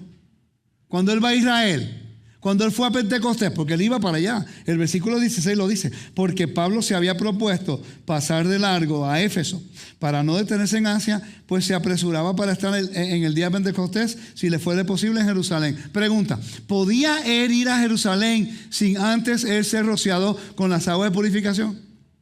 El texto no lo dice, ¿verdad que no? Pero si estudias Números capítulo 19, cuando vienes aquí, sabes que eso es algo que él tenía que hacer. ¿Por qué? Pregúntame, Rico, ¿por qué tú dices eso? Me alegro que preguntaron, aleluya. Porque en el capítulo 24, versículo 16, Pablo dice, versículo 14, perdón: pero esto te confieso, que según el camino a que ellos llaman herejía, así sirvo al Dios de mis padres, creyendo todas las cosas que en la ley y los profetas están escritos. Quiere decir que Hechos capítulo 20 no te tiene que decir: Pablo cayó encima del joven que había muerto y después fue al templo y en el 5º día de estar en el templo, o antes de subir, se roció con las aguas de purificación por el sacerdote tal. No tenía que hacer eso, porque Pablo ya sabía que él no podía subir al templo si no era purificado anteriormente. Quiere decir que llegó días, si no, 1 semana o 2 antes de Pentecostés, porque el proceso son 7 días. Y él hizo un voto nazareo. Entonces tenía que estar más tiempo también. ¿Están viendo? Does that make sense? ¿Tiene sentido? Makes sense, right? But the text doesn't tell you that he did the waters of purification. Pero de acuerdo a la Torah, él tenía que hacerlo. Porque después dice que yo creo todo lo que dice la ley y los profetas. Quiere decir el número 19. Estamos viendo cómo estudiamos la Biblia ahora, como todo se aclara un poco más. El contexto ¿qué? Cultural, histórico y del templo. Se aplica para estos textos. Vamos a seguir leyendo. ¿Qué hacían, por cierto? Aquí está el texto que estoy hablando del Mishneh Torah. A ver si lo pueden ver. Dice: durante 7 días antes de la quema de la vaca roja, el sacerdote la quemaría. Está aislado de su hogar, y al igual que el sumo sacerdote están aislados por el servicio de Yom Kippur. Esto fue recibido como parte de la tradición oral de Moisés. No dice que esté en la Torah, no te dice que tiene que estar aislado, Pero claramente, si ellos quedan impuros, no pueden hacer el servicio. Pues entonces preservan la purificación. Como la Biblia dice, el tercero al séptimo día, pues le dijeron a los sacerdotes, tienen que estar aislados por 7 días. Es que no tiene que decirlo la Biblia para que esté vigente, para que sea obvio. Si estudiamos algunas cosas sabemos que es así. ¿Dónde se quedaba? Dice, la cámara en la que este sacerdote moraría durante estos 7 días estaba en la parte noreste del patio del templo. Se colocó allí para recordarle al sacerdote que la vaca roja es una ofrenda por el pecado, hatá, de purificación, que se ofrece en la parte norte del patio del templo. ¿Dónde se encuentra eso? Vamos a buscar allá. Entonces, si vamos aquí, vamos a este edificio que está al norte. A cambiar de idioma. A ver aquí. Vamos al español. Y cuando vamos a este edificio que dice la cámara de la chispa. La cámara de la chispa. Dentro de ese lugar es donde se encuentra Beit Even, la cámara de piedra. Ese lugar está en el segundo piso. Está en el segundo piso. Y era un cuarto completamente todo de piedra, donde el sacerdote se quedaba por los 7 días para estar secuestrados. Se encuentra en la porción de la Mishnah, Pagá, capítulo 3, párrafo 1. Aquí es donde el sacerdote que manejó la novilla roja fue secuestrado. Sabemos exactamente dónde él estaba, en el templo por esos 7 días. Y ese espacio sagrado. Ningún hombre podía entrar ahí que no fuera un levita, ni israelita, ni una mujer, ni nada. Solamente los sacerdotes podían estar allí. ¿Están conmigo, familia? ¿Sí? Sí. Ok, perfecto. Y los demás que se impurificaban, ¿dónde estaban? Porque se impurificaba tanto el sacerdote como el hombre limpio que recogía las cenizas.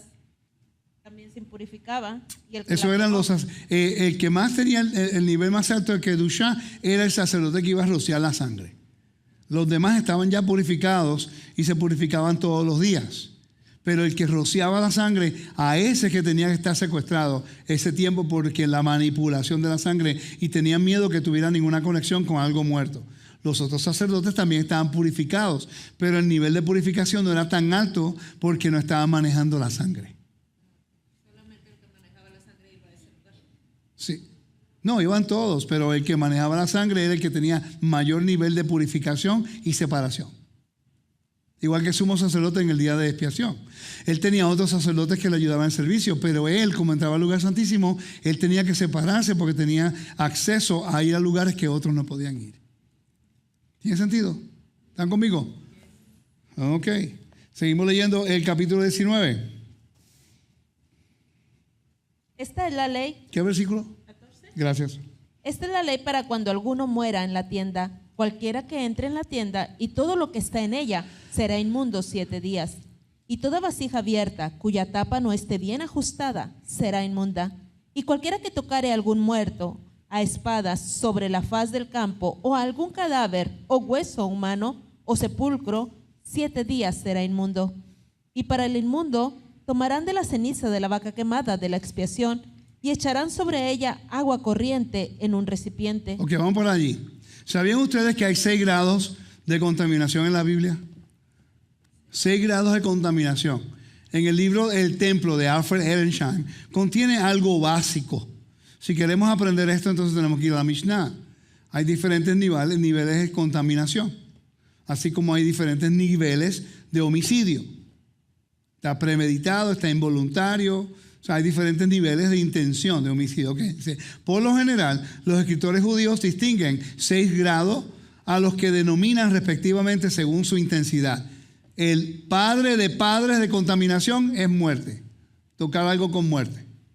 O los padres y el primer y el segundo, tercero, cuarto hijo de contaminación. Esa es la forma que ellos los definían. Tocas un muerto, ese es el nivel más alto de contaminación. Si de repente entras en un lugar donde hay un muerto, es el segundo nivel. Si tocas a una persona que tocó al muerto, también ese es otro nivel, ¿no? Mientras más lejos del original, pues está impuro, pero en unos requisitos menos para hacer algunas cosas. Pero todos tienen algo en común. Tocaron algo que tiene que ver con muerte y no pueden entrar en el espacio sagrado del templo. Por eso es que tiene que ver con la vida. La cultura del Antiguo Medio Oriente tenía que ver, es la primera vez que dije Antiguo Medio Oriente en el estudio. En el Antiguo Medio Oriente es la segunda vez. ¿Ok? Todas las religiones tenían que ver con el inframundo. Entonces el templo se distingue de que ahora todo tiene que ver con la vida, no la muerte. Las mismas ofrendas, no era matar el animal. La comida, el animal, era el recurso de comida para los sacerdotes y los levitas y sus familias y la persona que traía una ofrenda. Pero la sangre era lo que se necesitaba para restaurar la relación entre el pueblo y Elohim. ¿Okay? Dice, enumeran en total a 29 padres de contaminación. ¿Cuántos de esos niveles de contaminación el pueblo sabe? Vamos a preguntar. ¿Cuántos de esos niveles de contaminación el pueblo de Raíces Hebreas entiende? Yo pienso que si no entendemos eso tenemos un problema. Porque la Biblia está lidiando cómo explicar eso y cómo mantener la pureza. Por eso es que el judaísmo no hace algunas cosas con los gentiles. Porque están tratando de entender lo que es pureza de lo que es ritual. Ok, seguimos. Dice, surgiendo de varias causas y de estas no menos de 11 se originan por algún contacto con un muerto. Por ello, también la ley hacía aquí una excepcional provisión para la purificación. Se debía sacrificar una vaca alazana, perfecta. Esto es, sin un solo pelo blanco o negro en su piel. Son mínimos 2 o 3. Pero es como se fue un poquito más extremista. La cual no haya falta. La cual no se haya puesto yugo como expiación. Y ellos fuera del campamento, no en el santuario, y por parte del hijo o heredero presunto del sumo sacerdote. La sangre de este sacrificio o ofrenda o degollamiento debía ser rociada 7 veces con el dedo, no sobre el altar, sino hacia el santuario, lugar todo. Luego todo el animal, su piel, su carne, su sangre y su estiércol debía ser quemado. Y el sacerdote debía echar en medio de la hoguera madera de cedro, hisopo, escarlata. Las cenizas de este sacrificio debían ser recogidas por un hombre limpio y amontonadas fuera del campamento en lugar limpio. Nicodemos era un hombre limpio cuando agarró el cuerpo de Yeshua y lo puso en un lugar limpio. Ni un aleluya, se perdieron ahí. ¿Ok? ¿Están siguiendo? Nicodemos era un hombre limpio y sacó el cuerpo. Es simple, como él tocó cuerpo impuro, él no pudo guardar Pesaj esa noche. Él no pudo guardar Pesaj. Él tocó cuerpo impuro de muerto.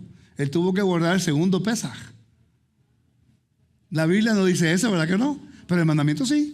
Si entiendes el mandamiento del templo, no tienen ni que decirlo. ¿Y cuántas personas nunca habían escuchado que Nicodemo no pudo guardar Pesaj? Hizo un gran acto de justicia, pero no pudo sentarse a comer Pesaj esa noche. Tuvo que esperar hasta el segundo, un mes después. Ahora entienden por qué yo digo que estudiar el templo es tan importante. ¿Ok? Porque así podemos entender un poquito más la narración. Porque tienen que ver con pureza. ¿Verdad, hermana? Interesante, ¿no? La intención del Eterno es que podamos aprender cómo acercarnos a Él. No es limitarnos. El templo es la función y la forma que el Eterno establece para que nosotros podamos aprender el vehículo de acercarnos a Él. No entiendo por qué tanta resistencia cuando lo que quiere es que nos acerquemos. Que aprendamos.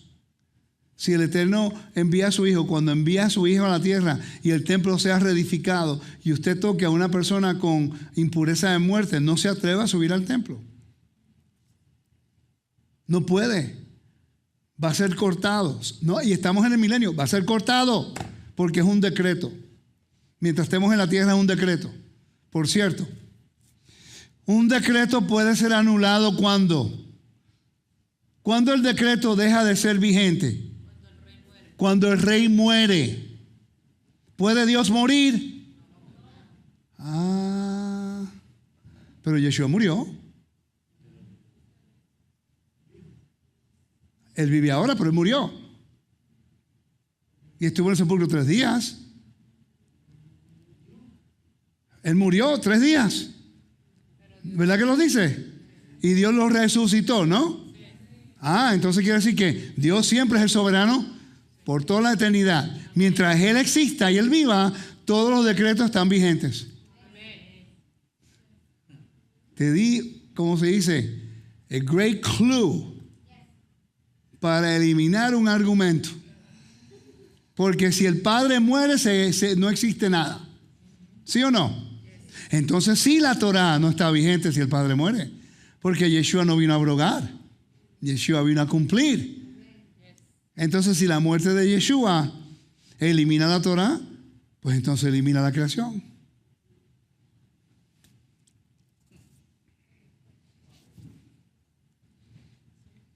Jerarquía del reino. Voy a sacar próximamente un tema detallado de la jerarquía del reino. El entronamiento, la jerarquía y la evidencia bíblica. Y no va a ser en 1 hora ni 2. Va a ser una secuencia de estudios. Y vamos a buscar todos los versículos que hablan acerca de la jerarquía del reino. ¿Quién resucitó a Yeshua? ¿Dónde está Yeshua ahora mismo en el reino celestial? ¿Quién va a reinar en la tierra? ¿Si va a ser el Mesías o va a ser su padre? ¿Cuándo viene el Padre? ¿Durante el milenio o después del milenio? Seguimos. ¿Te olvidó dónde estaba? Dice, las cenizas de esta ofrenda debían ser recogidas por un hombre limpio y amontonadas fuera del campamento en lugar limpio. ¿Dónde se guardaban? Tienen que ser amontonadas en un lugar limpio. Entonces, vamos a enseñar allá. Se guardaban en 3 diferentes lugares específicos. Voy a ir aquí rapidito para que lo vean. Estamos ahora en la puerta este y vamos a subir aquí del templo. Vamos a caminar a la izquierda a la entrada del atrio de las mujeres de la aplicación del templo. Le acabamos de hacer un update y se ve un poquito más claro ahora. Ok, esta es la entrada al atrio de las mujeres. A la mano derecha se encontraba el Sanedrín pequeño. ¿Ok? A la mano izquierda, como estamos viendo aquí, pasamos el Soreg. Y este era el lugar donde se guardaban las cenizas de la vaca roja en el templo. ¿Ok? Y después tenían cenizas en el Monte de los Olivos, en un lugar específico. Y después en todas las ciudades levíticas de Israel. En todas las ciudades levíticas tenían la ceniza de la vaca roja. ¿Por qué? Porque si usted toca una persona con impureza de muerto, podía ir al levita en ese momento y agarraba el agua en Jerusalén, el agua del Siloé, pero si estaba en otro lugar, un agua viva, y rociaban y ya. Esperaba. ¿Me está siguiendo? Lo podían hacer allá. Todo estaba en orden. ¿Okay? Entonces, por eso está cumpliendo lo que el mandamiento aquí dice. Seguimos, siga leyendo, hermana, por favor. 16. Sí. Cualquiera que tocare algún muerto a espada sobre la faz del campo, o algún cadáver o hueso humano, o sepulcro, 7 días será inmundo. Ok, cuando los discípulos fueron al sepulcro. Por cierto, Lázaro. Él estuvo muerto. Estaba en un cementerio. Los discípulos lo tocaron cuando ya había resucitado, pero estaban en un cementerio donde había muertos, estaban impuros. ¿Me siguen? Por eso es que hoy día, cuando fuimos a Israel, ¿te recuerdas cuando bajamos los Montes de los Olivos y pasamos por el Valle del Sidrón? Bajamos por una ruta específica y se llamaba ¿qué? La Vía de los Sacerdotes. La Vía de los Sacerdotes, los Cohen, Derech Cohen. Porque por ahí los sacerdotes de Israel pueden caminar porque no tienen sepulcros debajo. El templo, por cierto, ese templo que usted ve aquí, estaba construido de una forma muy peculiar. Se lo voy a enseñar en este lugar acá. No en el pináculo. Se lo voy a enseñar. ¿Qué pasó con este patio real? No. ¿Dónde estaba? No me pusieron allí. Ok, vamos a ir aquí abajo y entramos. En la forma, aquí está. ¿Ok? ¿Están viendo los arcos que hay aquí? Este es en el área sureste, donde se encontraba el pórtico real. Pero todo el templo, y yo vi esos arcos, por cierto, yo los vi, estuve en ese lugar, yo los vi toditos, desde que bajé la escalera hasta que llegué a lo más profundo, ¿ok? Y todo eso está igualito así. Y todo, no podían entrar. Eso fue, mi maestro y yo y otro hermano más, fuimos los únicos, 2 hermanos más, fueron los únicos que no somos judíos que hemos podido entrar ahí desde 2001. ¿Okay? Entonces, pudimos entrar allí y son arcos. Todo el templo, toda la plataforma del templo estaba construida de esa forma. Obvio, en algunos lugares los arcos eran más grandes que otros, ¿no? Porque por la elevación. Voy a explicar. ¿Ok? Por la elevación. A ver si lo puedo buscar aquí rapidito. No stop mirror. Where are my pictures? De un segundo. Qué rápido eso pasa el tiempo. ¿Y esos arcos eran para que no tocara la tierra? Exacto, por si acaso había gente que habían sido sepulcros. Ok, mire esto. Este es un mapa que hizo Edgar Ramos. Es un mapa topográfico, ¿okay? De Jerusalén. Obviamente de repente no vamos a poder. ¿Qué pasó aquí? Ahí está, ok. Entonces, ese es el sur y estamos viendo ahora al Valle Kidrón. Las líneas es la topografía. El punto en el centro, la bolita en el centro es donde estaba el templo. El Valle de Bethesda y aquí se encuentra el norte. Ese es el oeste y ahí estamos viendo los valles de Israel. Usted dirá, no, pero eso son líneas, una montañita con líneas. Y yo te dije exactamente dónde estaba todo. Porque encontramos la topografía. Quiere decir que basado en la elevación, cada línea es elevación. Y así era toda la montaña. Para poder crear la plataforma de Herodes o el tiempo del primer siglo y el segundo siglo, tuvieron que añadir mucha tierra y anivelarla completita. Y en algunos lugares poner los arcos para darle fortaleza al lugar. Por cierto, en un lugar específico era donde enviaban a las mujeres embarazadas. Un lugar específico, las mujeres daban a luz allí.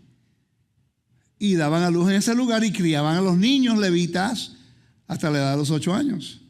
Y eran esos niños de 8 años, la cual buscaban el agua en la Siloé porque eran puros. No estaban con mujeres y habían sido preservados en los lugares del templo para que no tuvieran contaminación de muertos. Y después buscaban el agua de la purificación y ya a cierta edad pues lo enviaban a su casa. Interesante, ¿no? Hoy día ya sabemos que hay 17 sacerdotes preparados para el servicio. Hoy día hay 17 sacerdotes ya preparados que nunca han tenido contacto con el lugar donde ha habido muerte. Interesante. Y sabemos dónde están viviendo. Mi maestro me enseñó dónde estaba. Está al día, hoy. ¿Ok? Estamos ya preparando eso.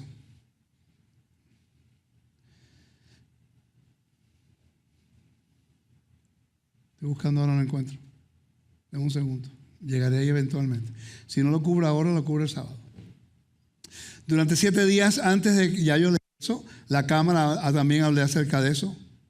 Sería aislado el miércoles. Me estuvo curioso. Nunca había leído esta parte. Dice que el sacerdote sería aislado el miércoles. Interesante. Sería aislado el miércoles, de modo que en el 4º día de su aislamiento cayera en sábado. Porque la aspersión de la ceniza de la vaca roja no anula las prohibiciones del sábado. Y el 4º día no requiere la aspersión. Qué interesante. Estoy mirando un poquito más acerca de eso. Estoy curioso. Para mí eso tiene sentido, pero no estoy preparado para presentarlo. Cuando lo leí yo dije, oh, pero no puedo presentarlo porque no tengo toda la evidencia, necesito buscar la evidencia primero. Que probaría por qué Yeshua entonces todo ocurrió en un día específico. Seguimos. En todos los días de su aislamiento, cuando las cenizas de la becerra, de la vaca roja, son rociadas sobre él, las cenizas de todas las becerras rojas que fueron quemadas previamente fueron rociadas sobre él. Sin embargo, si solo hubo cenizas de una vaca roja, ¿ok? Esas cenizas se usan durante los 6 días. Se está dándote instrucción cómo era que se hacía. ¿Ok? Cuando las cenizas de la vaca roja se rocían sobre él durante los días de aislamiento, estamos hablando de sacerdote, la aspersión debe ser realizada por un hombre que nunca contrajo la impureza ritual proveniente de un cadáver humano. La razón es que la persona que rocía las cenizas debe ser pura. Si alguien dijera que fulano tal, una persona que ha contraído la impureza, pero luego se le rociaron la ceniza a la vaca roja, rocíe la ceniza sobre el sacerdote que quemará la vaca roja, esa sugerencia es no seguido. En otras palabras, no es válido. La razón es que es posible que la persona que roció las cenizas sobre fulano de tal no estuviera libre de la impureza asociada con un cadáver. Quiere decir que la impureza, para no introducirla, la impureza de cadáver, era seria de no introducirla de ninguna forma al templo. Usted tiene que preguntarle el por qué. ¿Por qué los sacerdotes y el servicio levítico estaba tan enfáticamente enfocado en no tener contaminación con muertos? Con nada que había tenido que procedía de muerte. Porque tiene que tener toda conexión con Edén. En Edén no existe la muerte. Esa es la clave. ¿Ok? Seguimos. ¿Cómo es posible encontrar una persona que nunca ha contraído la impureza asociada con un cadáver humano?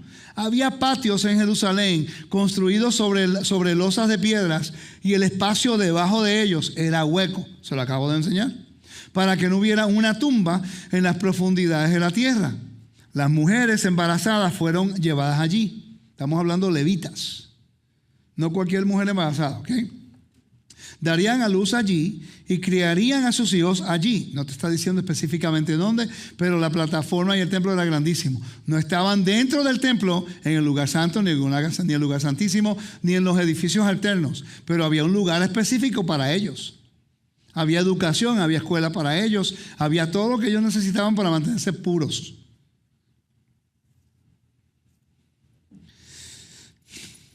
Cuando querían echar ceniza sobre el sacerdote que iba a quemar la vaca roja, traían bueyes porque tenían la barriga ancha y les ponían puertas en los lomos y hacían sentar a los niños en las tablas para que hubiera un ojel interviniendo entre ellos. Una diferencia, lo que es con un tipo no recuerdo ahora. Ellos y la tierra, no sea que contraigan impureza de un sepulcro en las profundidades de la tierra. Tendrían copas de piedra, no de barro, sino de piedra, ¿okay?, en sus manos, e irían al manantial de Siloé. Cuando llegaban a Siloé, los niños descendían y llenaban las copas. No sospechamos que contraerán impurezas de una tumba en las profundidades de la tierra en el manantial, porque no es una práctica común enterrar a los muertos en los arroyos.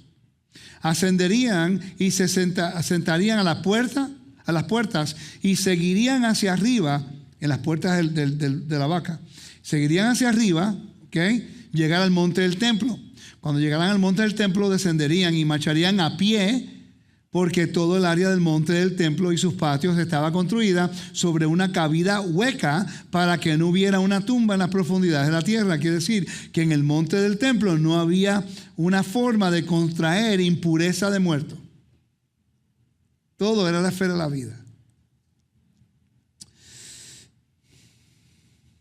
A la entrada del patio del templo había un cántaro de cenizas.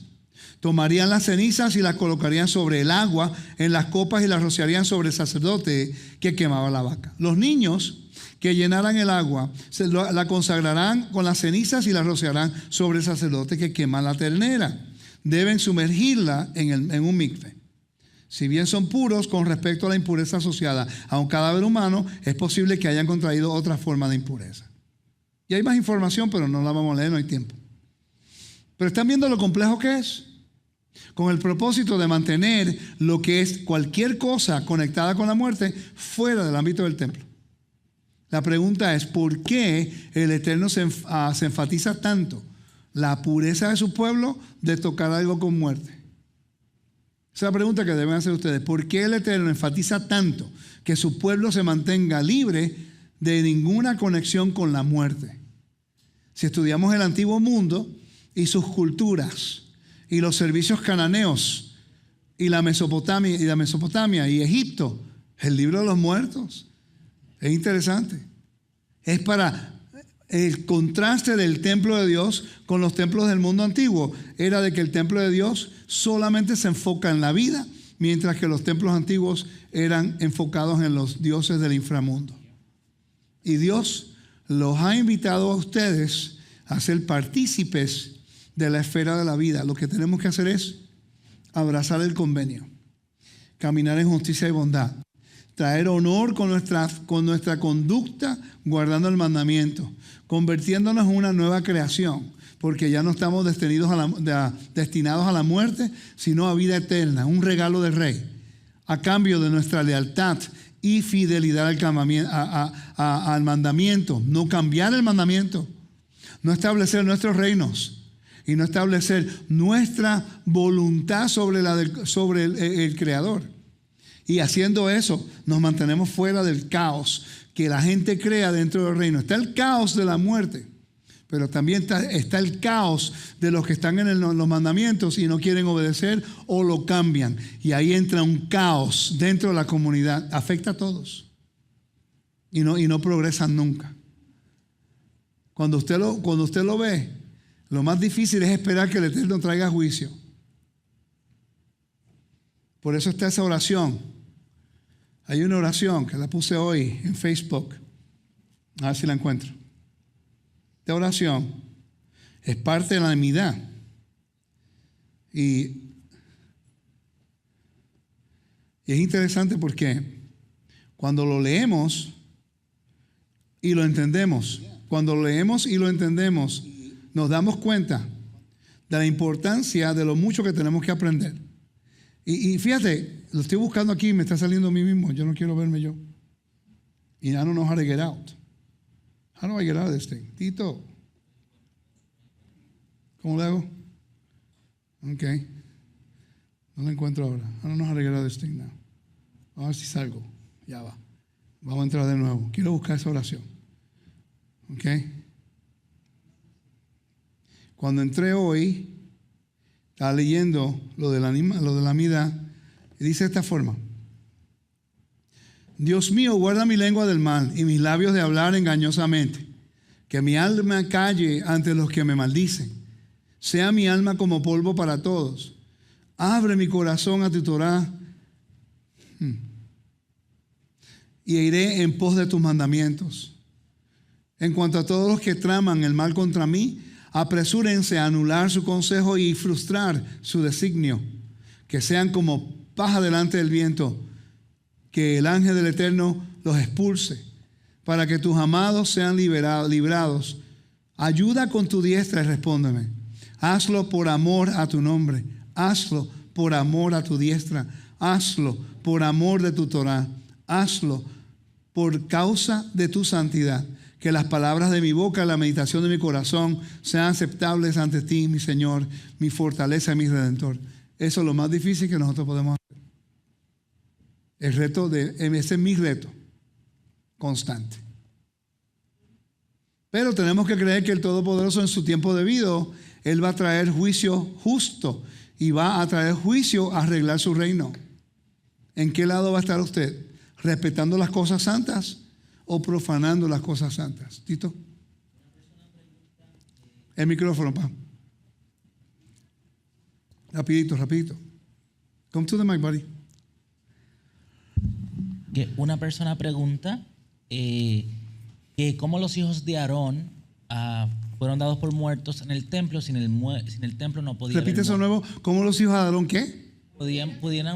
Murieron en el templo, sin el templo no podía haber muerte. Porque Dios lo mató. Porque esa es tremenda pregunta. Ellos se invitaron a entrar al lugar donde no fueron invitados por Dios. Fueron dedicados. Fueron ungidos. Fueron ordenados para hacer el trabajo. Y cuando ellos cambiaron en la forma que Dios quería hacer las cosas, el mismo Eterno los juzgó y los levitas tuvieron que sacarlo fuera del campamento porque estaba muerto. Interesante. Da un segundo. ¿Sabían ustedes que Josefo habla que después de ese evento Moisés mató una vaca roja para purificar el lugar? La Biblia no lo dice, pero claramente aquí está hablando de la vaca roja. ¿Por qué ocurre la vaca roja? ¿No hubieron muertos en el capítulo 16 y 17 del capítulo Números? ¿Cuántos murieron? 250 y después un montón más con la plaga. Profanaron el campamento. Tenía que haberse una vaca roja en ese momento. Tito. En base a lo que dijiste, Sigue. sería mi pregunta, que en el templo también se hacen los sacrificios de los animales y todo, que si también aplicaría con los hijos de Aarón el estudio de Jerem, que estaba separado para destrucción. En este caso los hijos de Aarón, no que fueran separados para destrucción, pero por lo que cometieron, básicamente fue un tipo tal vez de atonement que fue separado para destrucción. Exacto. No sé si aplicaría algo similar a eso, igual que la muerte de los sacrificios. Exacto.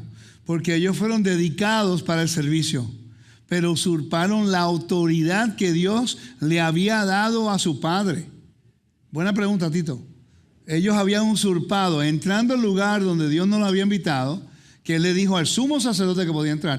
Ellos, los hijos de Aarón, usurparon la autoridad que Dios le había dado a su propio padre. Fueron dedicados, ungidos y santificados y murieron. Y murieron. Piensen eso, que el Eterno protege su santidad. Y por eso es que yo soy tan celoso con eso. Porque sigo aprendiendo que el Eterno cuando llama a alguien, cuando llamó a Aarón y a Moisés, y Coré retó la autoridad de Aarón y Moisés. ¿Quién fue el que defendió a Moisés? El mismo Todopoderoso. ¿Cuántos murieron? 250 y después una plaga que entró por todo el campamento. Porque ellos usurparon la autoridad que Dios le había dado a Aarón y a Moisés. Cuando el pueblo siguió murmurando, ¿qué hizo el Eterno? Agarren tus varas de cada uno de los líderes y traigan. Yo voy a escoger al que yo escogí. Yo les voy a dejar saber a ustedes, a través de la vara, quién fue el que yo escogí. ¿Y quién fue el que le escogió? Porque la vara dio ¿qué? Fruto. ¿Cuál fue el fruto? El almendro. Y Dios dice, ponlo en el lugar santísimo como un testigo para que el pueblo no se rebele en contra mía. Si usted está hablando en contra de los hijos de Aarón, del templo y el sacerdocio, está haciendo como Coré. Familia, tenemos la historia de la Biblia que no salió muy bien cuando hicieron eso, porque usted piensa que a través de Yeshua eso va a cambiar, cuando el mismo Mesías nunca hizo eso. Y por ese mensaje soy bien famoso. Por defender el sacerdocio, el templo, los levitas, porque yo leo y dice de esa forma, entonces la gente no le gusta porque pierden autoridad. Ya no pueden ellos engañar a la gente. Se le hace difícil engañar. Por eso es que yo le enseño a ustedes cómo buscar la Biblia. Lo que estoy tratando de hacer hoy, que me fui por otra línea y conectamos algunos punticos bien interesantes, ¿verdad que sí? Para que usted vea cómo se puede aprender. Y los líderes, para guiarlos al entendimiento en la Biblia, nunca es para manipularlos y limitar su conocimiento, sino para que los guíe al conocimiento del Todopoderoso, y así todos podemos caminar en responsabilidad y unánimes honrando al Eterno. Que el Eterno me lo bendiga, me lo guarde. A todos los hermanos en las redes, gracias por estar con nosotros. No crean lo que yo les diga, validen todo lo que yo diga. Y si lo que estoy diciendo se alinea con la Biblia, le voy a dar un consejo. Seámosle fiel a Dios sobre todo hombre. Ninguna organización, ninguna persona, el carisma no te salva. El que te salva fue el Padre a través de su Hijo Yeshua. Seamos leales al Mesías y al Todopoderoso y su Torah. Shalom.